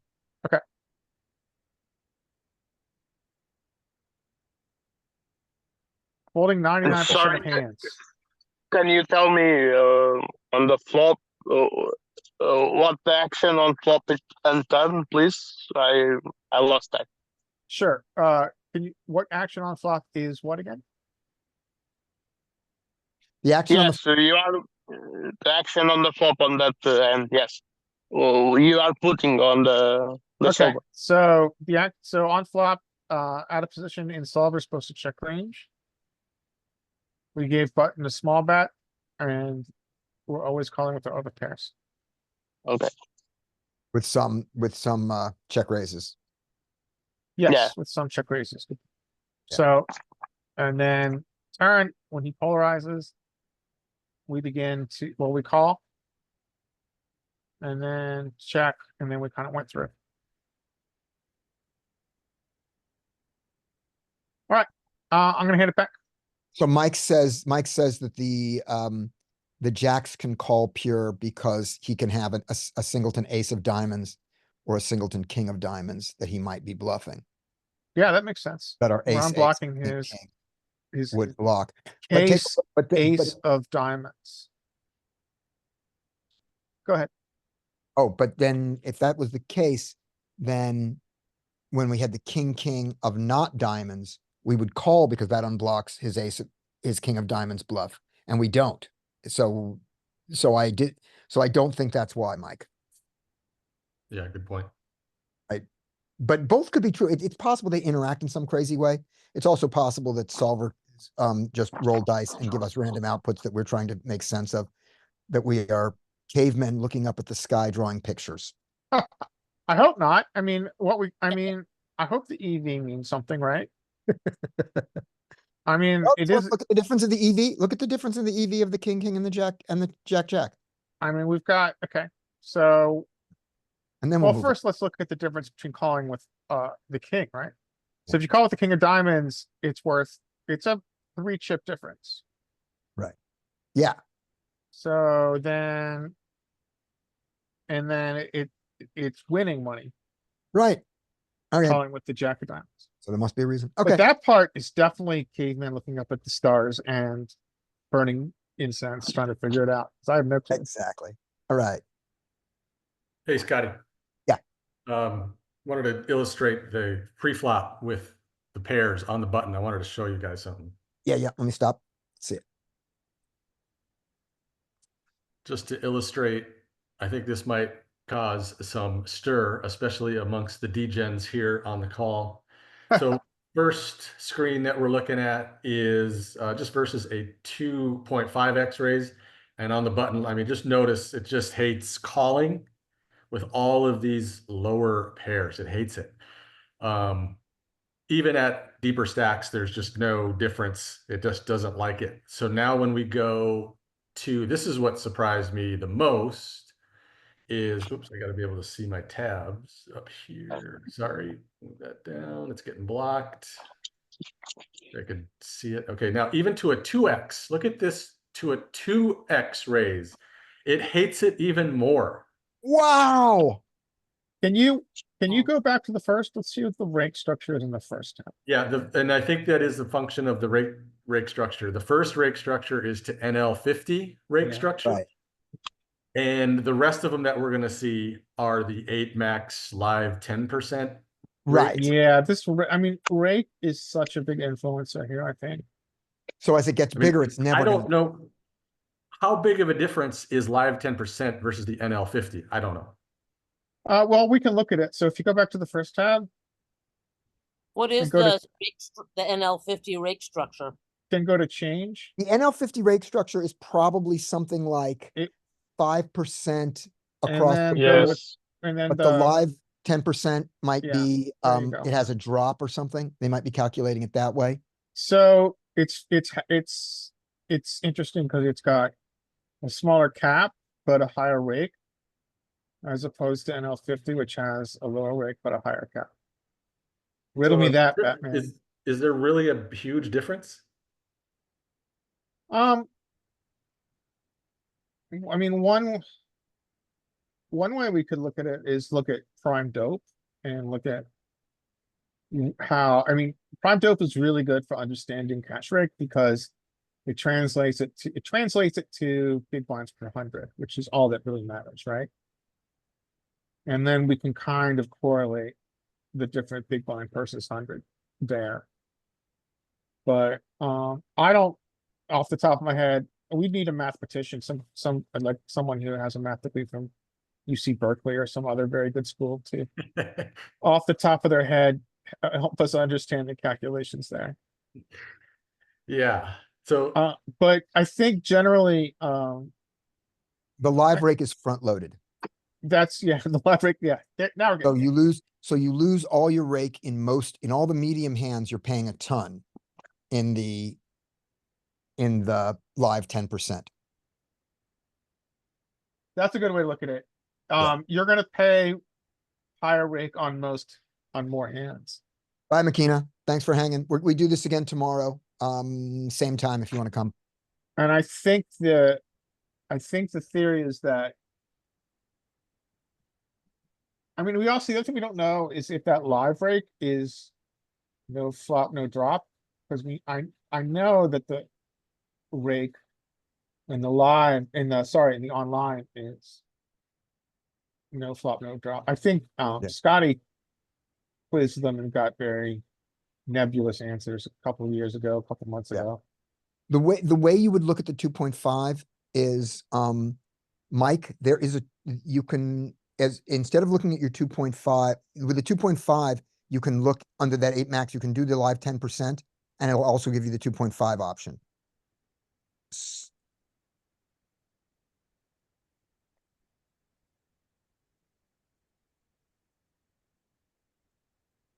And now you see, again, it hates it. It's all a function of the rake. And the algorithm, whether Yeah, they it- calculated this differently. But, and I think the bigger point is it hates it no matter what. Yeah. And so you go bigger to a 3x raise, it hates it more, which is Yeah. expected. Go to a 4x raise, it hates it just the same. It just hates calling. I mean, all the way up to 10-10. Look at 10-10. Yeah. Yeah. So the 5-5 is an egregious mistake. At the live rake, at the NL50 is, although is going to be a mistake because of the larger raise size. Now, can I just make this even more foggy and ask Mike to change this to chip EV at 2.5? And again, we're also doing all of this assuming solver level players. I Right. think calling on the button with those small pairs versus population a pool at NL50 is a considerably different type of value than versus very good solver level player. That's And a really that's good point. And that's because, to quote, the great and powerful, what's his name? Now I'm forgetting him. Plays in Texas, comes here all the time. These people, Derek. Doug Polk. Derek, yes, to quote the great and powerful Derek, I'm going to call with my pairs all the time because these people will stack off with their aces and kings, and I've got visions of the Mirage, of Las Vegas and the Mirage. You get chip EV here, I think. Yeah, you get chip EV in 8 times. Yeah. So now at chip EV, the 5s are in there, but now watch when the rate goes up. That's Let's what's make going to sure we- start.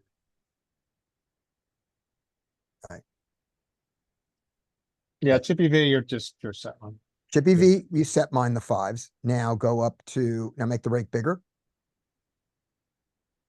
Make the rake bigger or the raise Not size? the rake, I mean, no, the opening side, the bet. Now the 5s start going out at 3. We go Yeah. to 4, or if it gives us a 4, and because he went to 3.5, and the 5s start really going away. Yep. Which is what we said. So this is good. So here's an interesting sort of aside to this whole front loading Mhm. and you're set mining, right? And so when you're playing for set mines, you're playing for really big pots. So does the argument about, yeah, okay, we're paying a little more to see a flop, but when we do play it, we're looking to play a really, really big pot. Does it kind of wash all that out? Yeah, well, it means that the live rake is actually better when you're all in. I would guess that, yeah, it's a good point. Right. And also, I think what washes this all out is player dependent adjustments. Yes.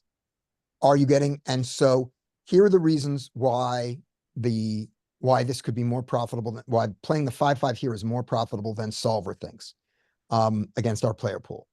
Small blind and big blind are going to squeeze much, much less. So you're going to at least see the flop.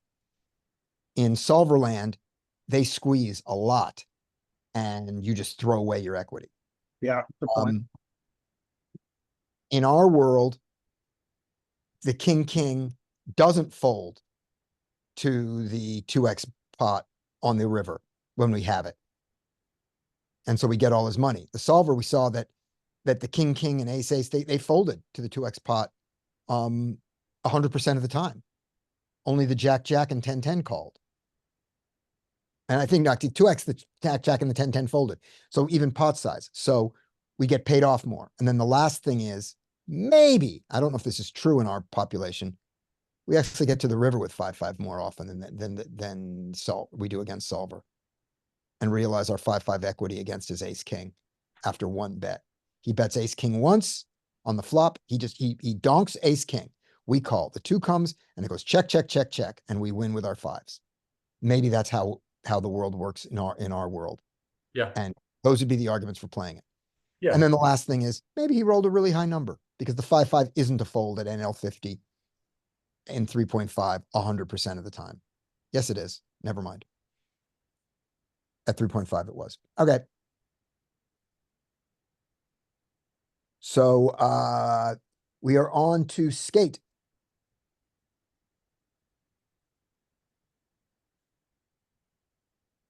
This hand's gonna be similar. Yep. Give me one moment. I'm at the bank. Okay, so ace king raise about 3. 6 is gonna flat, and jack 8 my flat or my fold. But Right. But yeah. already we see this, we see this inflated size. And this inflated size should say to the 6-6, just fold. It's a solver land fold, and I don't think we're wrong to fold it to the inflated size. But he calls.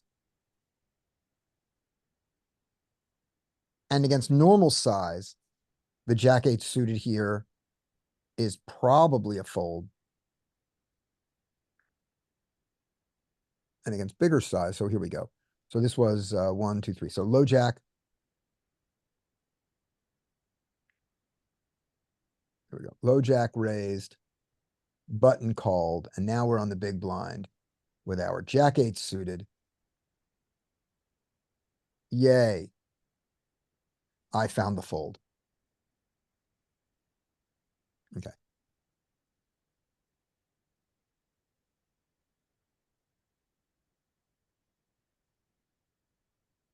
What does this look like to the low jack, Skate?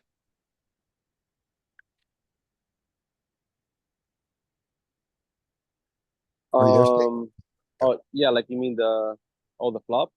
Yeah, Yep. the flop with the PFR. So we should be able to bet this board.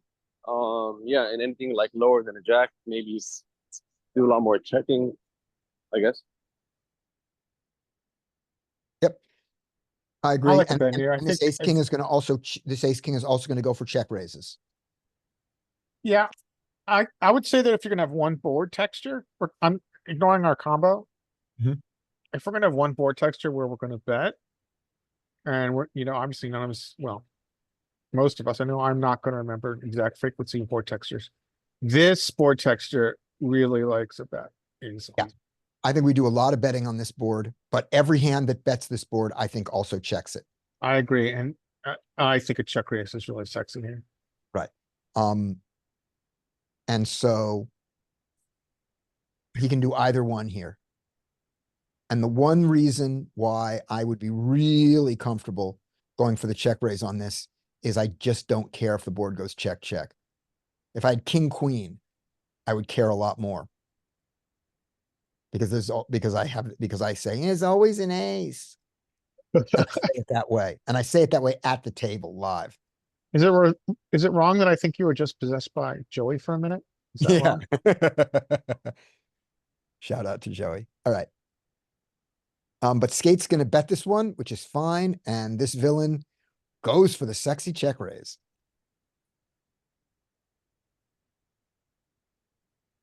So facing this, Skate, you're on the button with 6s, and it gets checked to you. What do you want to do?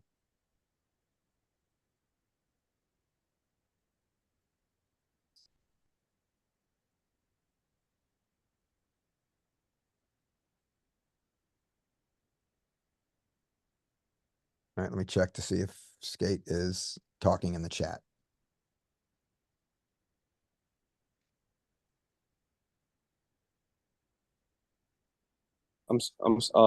Sorry, did you say something? Okay, so you have pocket 6s. You called on the button. And we all said, Skate, you don't need to, when he bets 4.5, you can fold there. And you go, yeah, I know, but I had a read on him. And then he checked to you and you're looking at 3-5 king on the button. What do you want to do?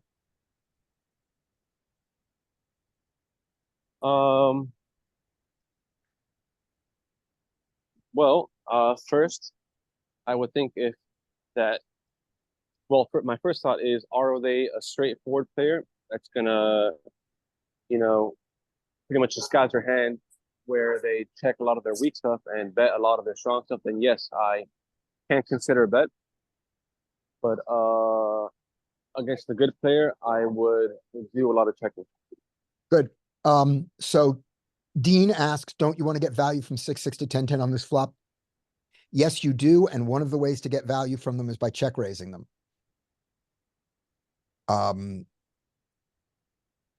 So that's one of the ways. Are you saying that? Are you Is your question if we were the pre-flop raiser or if we were on the button? No, my question to you, Skate, was exactly what you answered, but Dean had a Oh, okay. different question. Oh. Dean was saying, don't we want to always bet the ace king here to get value from 6-6 to 10-10? And you go, yeah, but you also get value if they make the mistake of betting into you. Because you could see a lot of people with the 6-6 here go, I have the best hand right now because he doesn't check a king very often. And my sixes are the best hand now, but they're not going to be the best hand on the turn. So I have to bet them. I got to get them to fold ace queen and queen 10, which have a lot of equity. So they bet them and then you check raise them with your ace king. But the Jonathan Little theory of this, the simplified Jonathan Little, not the complex Jonathan Little. I don't know the complex Jonathan Little because I'm not Jonathan Little, but the simple Jonathan Little here is what is 6-6 on a board of king 5-3? It is second pair. It is marginally made. What do we do with marginally made hands? We check. Mhm. So let's see what he does. All right. He has taken Mastering the Fundamentals. He's taken the Mastering the Fundamentals course once. And he is rewarded with a straight draw. So after check, check, Skate, what are you doing with your ace king now? You went for, you wanted to check raise him, but he didn't let you. Yeah, well, yeah, I don't like that fold too much, so I'm gonna want to bet on the bigger side, maybe like 75% plus. Okay. And I definitely want to bet now, but equity has completed, and so I don't think I can bet big. I think I have to bet small here. And small on the turn is 30 and 50, 33 and 50, but no 75s and bigger, mostly 33s. All right, let's see what happens. Won't they overfold to the check raise? And they'll call maybe even a clean turn. Yep, that's the counter strategy. And that's why ace king does some betting, but it also does some checking. We're going to predict because we're going to solver this. All right, here we go. After check, check, he bets half pot. All right, Skate, you got sixes and somebody just bet half pot at you. What are you going to do? Okay, half pot, I will call. Any more, I will consider. Right, I'm definitely calling. I'm with you. Can I got a throw an perfect idea in straight here shot. and you guys can tell me if it's crazy and unprofitable? It's crazy. And I should unprofitable. purge it Go ahead. from my thought process. So we can call most check raises here. Well, we can call most raises. Is it dumb to click this in position, which is going to service the purpose sometimes with humans of generating a check out position on river and allowing us to go check, check when we don't hit our straight? Or is that stupidly floating a pot? I don't know. I don't do it. Some people do it. We know that. Yeah, I mean, I kind of have a poker crush on this in position turn click bet, click raise with marginal hands with nutted draws. Right. Because I feel like most of his re-raises to our click are we can call. And I would say 60% of the time, hands that are going to value bet on river are going to check instead. Right. I think you've made the argument 100% clear. So that's good. So that's something to consider. And my counter argument is Jonathan doesn't say to do it. Okay, That's my whole counter argument. all right. All right, let's see what he does. He Jonathan Littles it again. Boom. Whoop, whoop.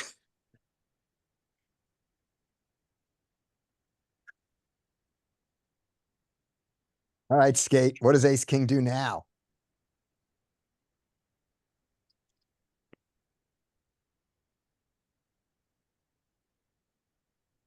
Ace king mutes itself is what happens. Ace, Oh king, no. Okay. So you're. I'm sorry. You're asking. While you were. What should we do here on the? Well, on the river. You bet Yeah. 5 on the turn and got called. What do you no. want to Yeah. do? No. Here on the 7. Yeah. It's This is a one. Yeah. It's a one-liner. So. And actually 6-6 got there. So. We can't bet for value. I think we should. I don't think we should even block bet. So check. Yeah, not even I block agree. bet. 100% check. All of it. Actually, this is Right, a Mike, good we're gonna look sizing at that. question. And this is one I had for Dean over the weekend. And he made a good point. I was getting too greedy. Maybe shove isn't the only answer here.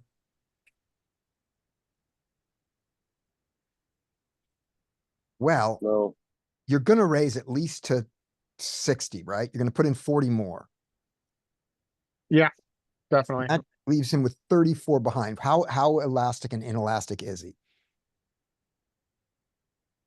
I mean, when someone, so also, I think with humans, when they use this sizing, they're kind of saying they love their hand. Maybe you shove.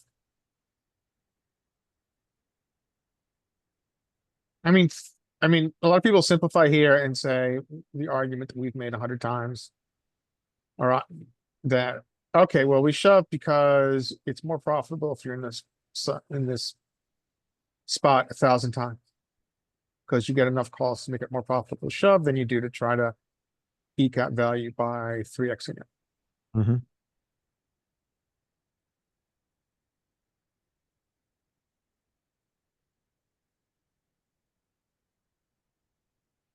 I think against this size, you probably shove. He's saying he loves his hand. No. What? Yeah, I- you should have shoved. I hate villain 354 so much right now. Unless I was in the hand. No. Oh, I was playing. So I will tell this story very quickly. I was playing live. Mhm. Just trying to get used to live poker. And this is why. So I'm in position. I get checked to. I rivered the nut flush. I pot it. Guy calls with the straight flush. Out of position, check called with the straight flush. Yeah. He didn't know it. He didn't know he's allowed to do it. He did not know it. He did not know that he had the straight flush. I would Right. guess. Yeah. So all I did is said, that's a beautiful hand. It's 1 in 10,000. Gave him a fist bump and just gleefully went on my way, losing only 10 big blinds. Yeah. Wow.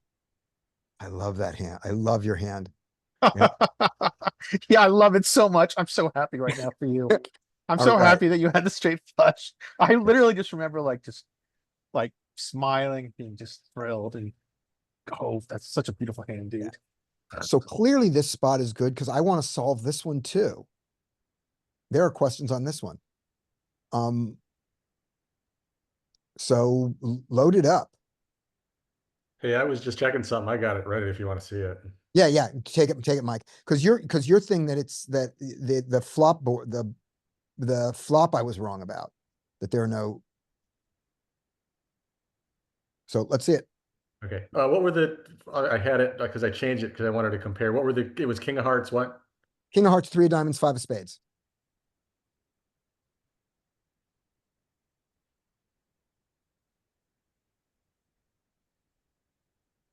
All right. All right. So we saw the sixes, those low pairs. We saw what Yep. happens there.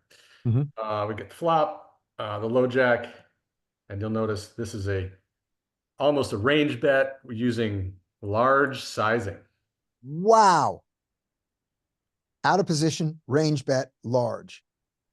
And I think I was thinking of if we were in position like button versus big blind, that those king low boards for some reason get a much higher check frequency. And I was thinking that, but I was pure incorrect. So this is a range bet. Those king, yeah, when we're when we're the original three better here, or original raiser, and we get that king high board, and it's not connected, and it's not flush, like there's rainbow, these big bets are prominent.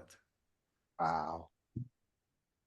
Okay, roll over the ace king and see if even if there is a check of anyone, even a sliver of check, or do we break the solver? Where'd it go? Why did it change to that? Because you hit a button. You hit low jack check, that's why. Here we Okay. go. Ace king? Yeah. Yes, no, there's not even a sliver. All right.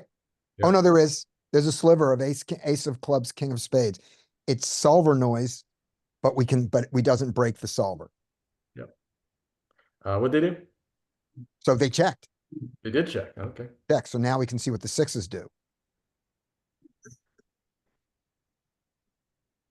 And your instinct with the sixes to bet your sixes because they're the best hand now and they're not going to be the best hand on the turn is not a bad instinct. And it competes against the Jonathan Little theory of they are marginally made. Both are represented. And so is every size. So he checked. What'd they do? He checked. Turn?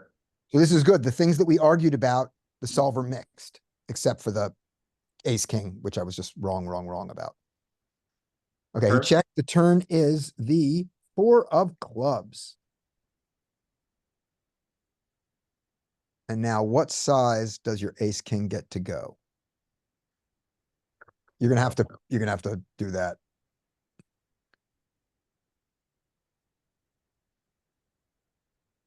And it gets to go big. I was wrong. Oh, no, yeah, 75. It's Yay. good. Well played, Skate. Yep, 75, 50 minimum, 75 primarily, and even some over bets. Yep. Okay.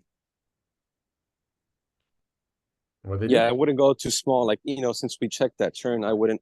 I mean, the flop. I don't think I would go too Yeah. small on the turn there. Yep. Good instinct, good thought process, good play, good skate. Okay, he went 50. And now do the sixes ever do the Larry thing? When they bet, they do not click. Do they? 100% is a click? What is it? No. It's more significant than that, bigger size. Yeah, they raise 100% of the pot. So there is no, so solver does not try to do what you tried to get away with. But it does use a raise, just not a different size. Yes, and it does it with the 6 of spades and the diamond club. Let's see why. There is no reason. Okay, So I'm glad that solver does make this play. I didn't know if it was just a human thing, but but it doesn't do it for small to try to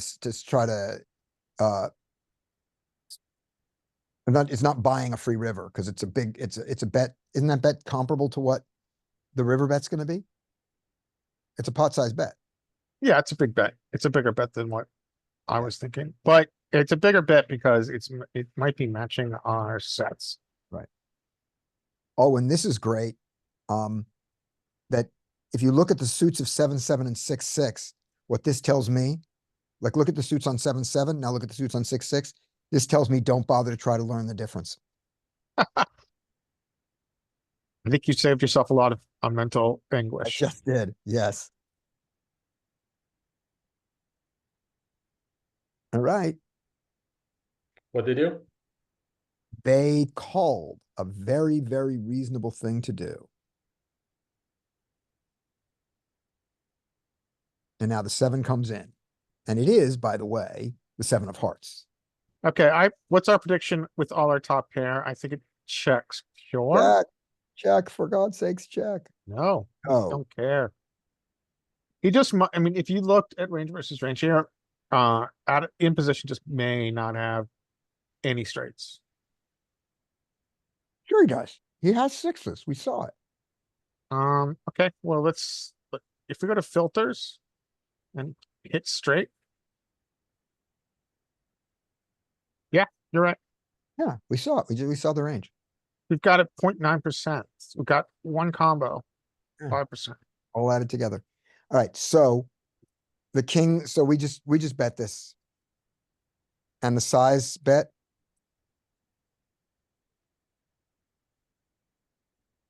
With our lovely ace king. Is 77. And he went pot, which is halfway, which is. The, the California equivalent of 77, so fine. And then what do sixes do? Do they check ever? They just call?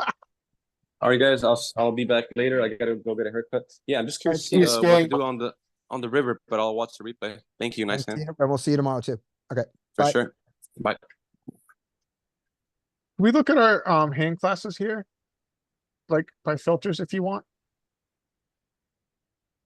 Okay, so straights are just pretty much always shoving.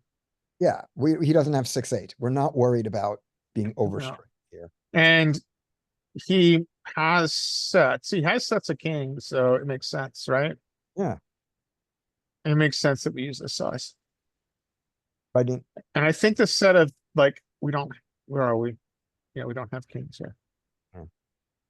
And maybe the sets we do have, like if you highlighted sets.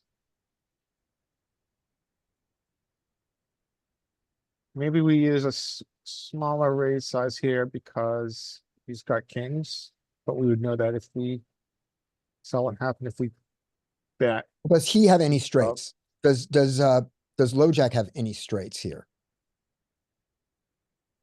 I think LoJack could have 6-6. Yeah, it did have some, but not very many. We had a lot more, if I recall. Yeah, LoJack has 6-6.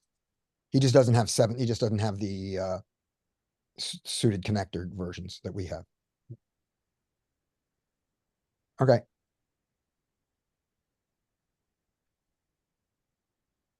Does LoJack ever have that? Say, go back one thing, Mike, just real quick.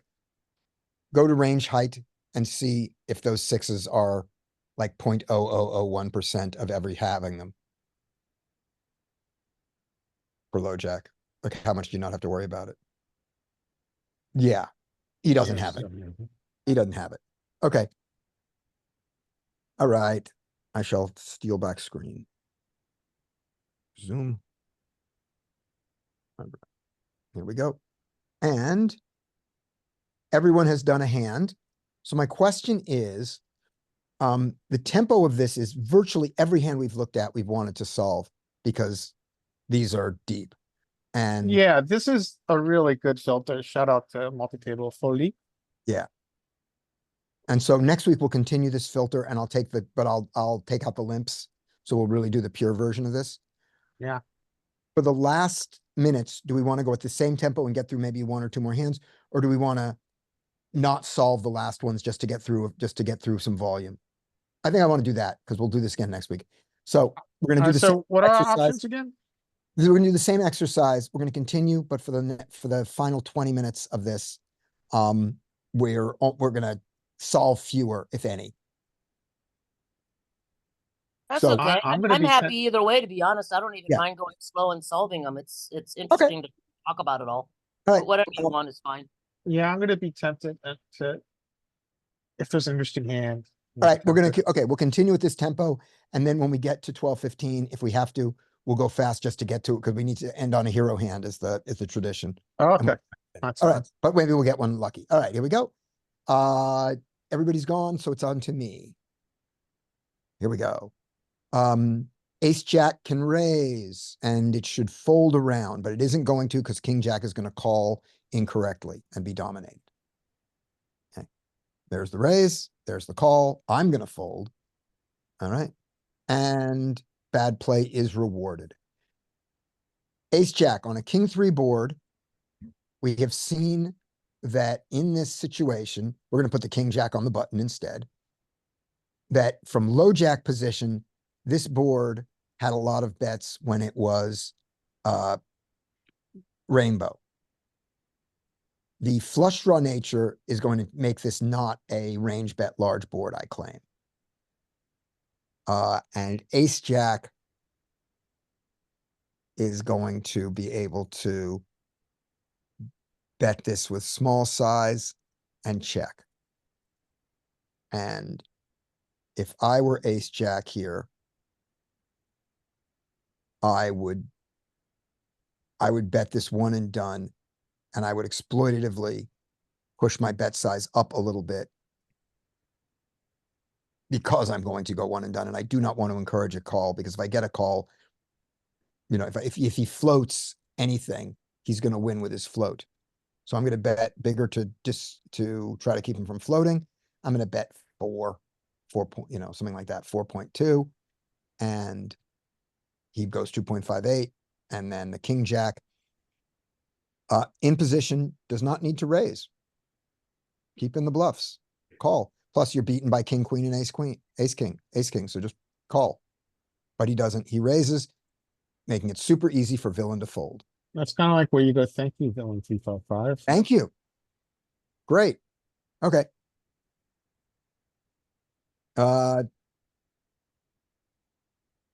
So Mike, Larry, throw this into the solver. We're not going to go through the whole solve and just see if my assumptions were close to right. If my assumptions were way off, then we'll look at the solve. Mike, you're up.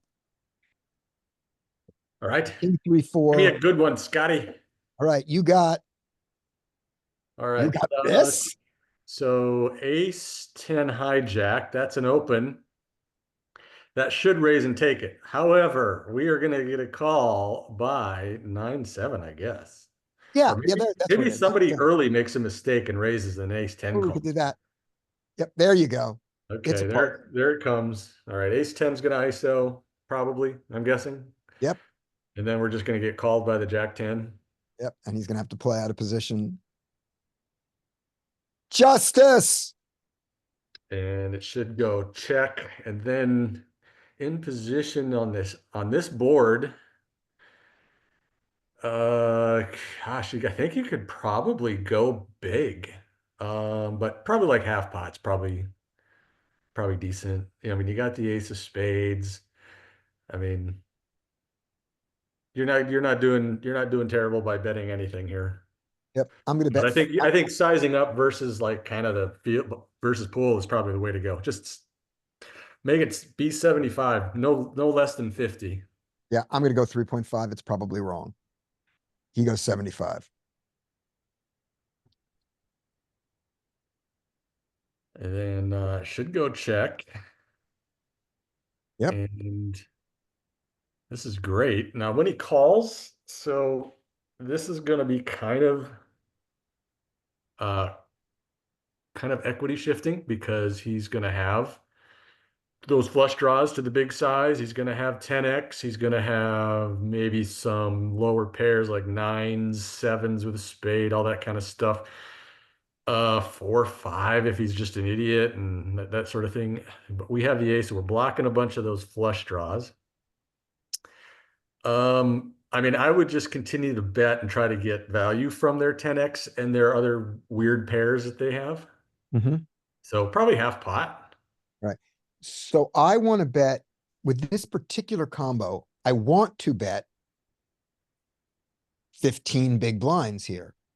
But when the equity completes, I know that pushes bet sizes down in theory. And do I really want to violate theory with this ace 10? Not this week. This week I'm trying to follow it. So this week I'm betting 8 big blinds here, 8, 9. And you're betting 12, 13. Is that right? Yeah. Okay. Yeah. Wait, or are you betting 12, 13, or are you betting like 18 to 20? No, half pot, like 12, 13. Okay, 12, 13, and I'm betting 8 or 9. And he disagrees with both of us. And in this particular case, I think it's going to be a good decision on his part. I don't think this guy's folding yet. Yeah, when we think it through, I mean, if we're value betting and we want to get the 10x's to stay here, and we want to get the worst flush draws, if he has like the 9-9 with a spade, 7-7 with a spade, he could still have king, queen offsuit. They're going to have, those players are going to have those hands. Maybe we can size up even more because we're going to get a lot of value from that. Okay, so that's all true. Now here's my sizing down a little bit argument, which is the last thing I want to have happen is to have a 10 without a spade to fold. The last thing I want to have happen is have the naked queen of spades or king of spades fold. Yeah, I don't think they're gonna fold tens, but a ten. Right. So what size? Yeah. So what size Yeah, will, that's my argument for sizing up, like. right. Just Now get the value from 9-10 is all the different. hands. The 9-10 and the 9-10, because it has a straight draw to go with it, doesn't fold. But I don't want queen 10 to fold I don't think Poole is folding king ten or queen ten to or this jack size, ten. to this size. Let's see if he folds jack ten. Oh, he's not folding jack 10. He's calling it. He's got the spade. The- Yeah, Against so his hand, that's why I'm against his hand, saying, you could bet pot. that's why I'm saying, size up. Yeah, right. Exactly. But I wanna get a call from jack of diamonds, 10 of diamonds here. And so that's the Why was argument. I thinking back on the flop that since that flop hits him more than me, that we would tend to bet large when we bet rather than small? We may, we're not solving this because he limped. So I'm saying that because you mentioned that you would bet like 3.5 or something, and I was thinking, oh, really? I would probably do like 7 or like 7.5 like that guy because Yeah. that flop tends to hit his range more than mine. and therefore I'm betting infrequently and therefore I can bet larger. And he Right. has lots of hands to call me. Yep. That's all good. Those are all good things. And I don't feel strongly about the small bet on the flop at all. It's this one where I'm arguing for the small bet based on the completing theory. And I don't know if it's right. But boy, he does the best job of anything. Yay. We're beaten by the 7-9 of spades. Who cares? All right. And the pot is the right size to go all in. This is great. That 19 was Well, perfect. So Larry would definitely lose. Oh, this is so, Yes, I would. I would This is- be outdrawn by the 7-9 spades. So This you is might so find, you good. might find villain donking here. we might, but look at the sizing. This is great. He's 2-ing it. He's right about he's about 80%. And Yeah. now he's, 66%, pretty close to 2-8. The board did pair though. We don't always have the best hand. Good point. We're still betting. We're jamming. There's no question. And if he jams, we're calling. Let's jam. Yeah, I mean, yeah, your stack sizes are just, Notice Yeah. the metagame here. He didn't shove his stack No, he hit pot. He hit the pot button. just 'Cause below there's- pot. That's an Yeah, because important there's thing. the blinds are out of it. And I think he's getting called.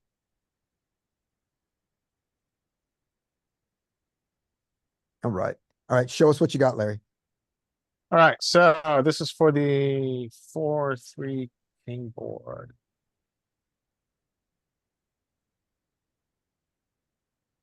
Again, so this is common. So king high board, king low low though, but we do get lots of bets on this across our entire range. And just as we said before, even though every single combo we have has checks, including king king. Right. So this is good. So this is more the standard one. Once with the flush draw there, and let's make it, throw it in there. Take off the flush draw once. And let's just see if this takes away all the calls. Rainbow one time. Rainbow one time. it'd be bigger bets. Bigger. Yes. Bigger bets, very few calls. Great. This is the example. This is the Matt Affleck example Yeah.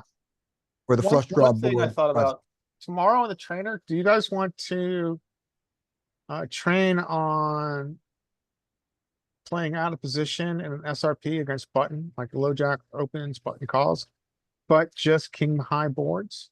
I want to play out of position SRP button versus low jack, but I don't care whether the board is king high or not. So Okay, I'm that's fine. happy with king high or anything. Or we could do king high for a while and then change it. But yeah, let's definitely make this a series. Okay, maybe couple- we'll start with just anything and then in the second half, we'll make a king high boards. Sure. So we can kind of see the compare and contrast. Yeah. Okay, so we know that we're gonna bet a lot on this king high board.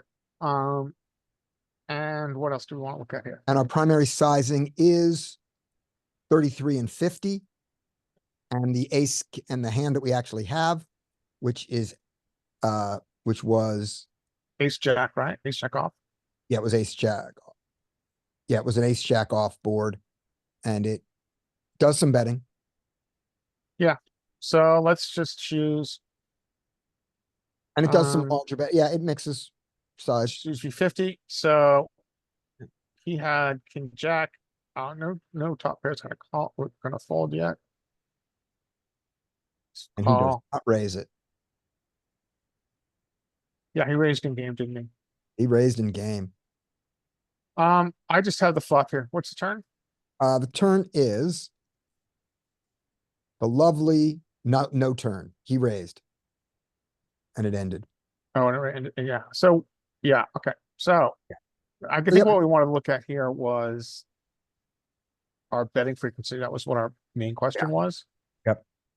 And it does hold that these king high boards just, I mean, we'll just dive in real quick and then we'll, pass it back. So why all of a sudden are we getting bets? We don't see them before. I think it's because on this king high board, we've got a range advantage. We just have more kings. And if you look at it this way, we've got kings are 26% of our range. Pairs of kings 26% of our range. In position in solver, I'm not saying it's humans, in solver have half as many top pairs here. So Yeah. this becomes our exception to the check rule. Yep. And you can see it here too. Like if you look at these top equity buckets, we've got a nut advantage. And you can see here. Oops, not like that, Ken. This part. Yeah. Just- Now, we just Oh, like go on. betting these king high boards. right. In theory. Now make the king an ace and we're gonna turn into check monsters. Shout out to Jonathan Jaffe, check back monster. Ace of hearts, everything else is the same. We'll look at strat first.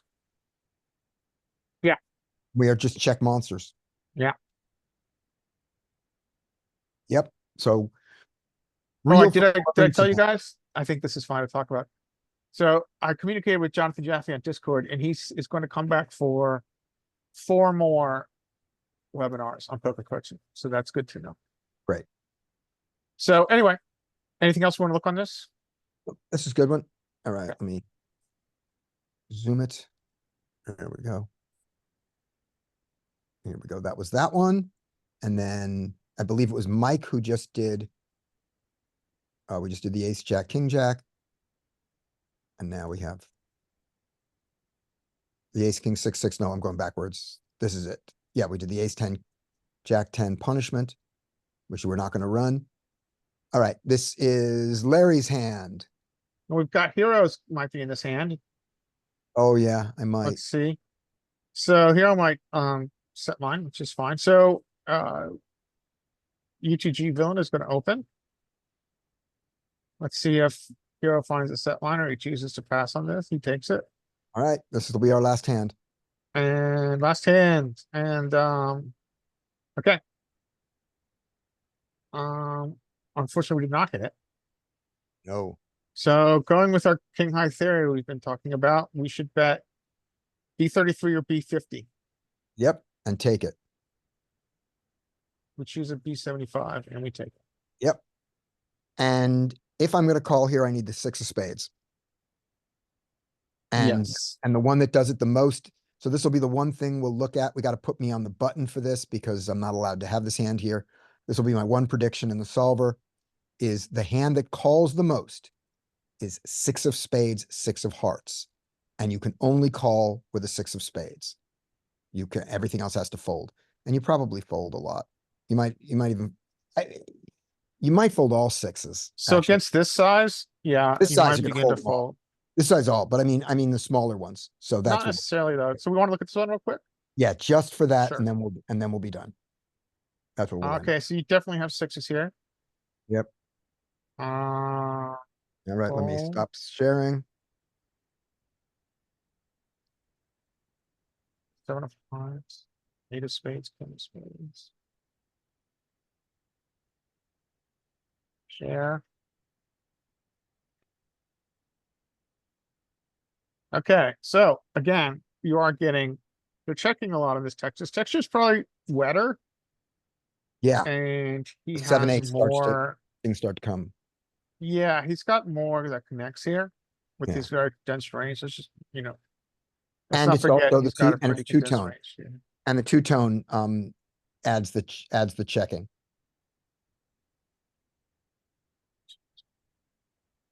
Range nine. Yeah, okay, yeah. So, yeah, and this two-tone, sorry. And then, but you do get some bets still. He chose to, he's not really supposed to take that size. Let's stay, it's the B50. What do you do? So what are your under pairs doing? Let's look at that hand class. Sixes are mostly folding, but let's under pair. Love it. I'm very happy. Yeah, you're really cuspy with the spades. There. Yeah, But look The at it. thing, the spades are interesting, the sixes are interesting because they've got two back doors, but Mhm. one is the bad end of the back door. Yeah.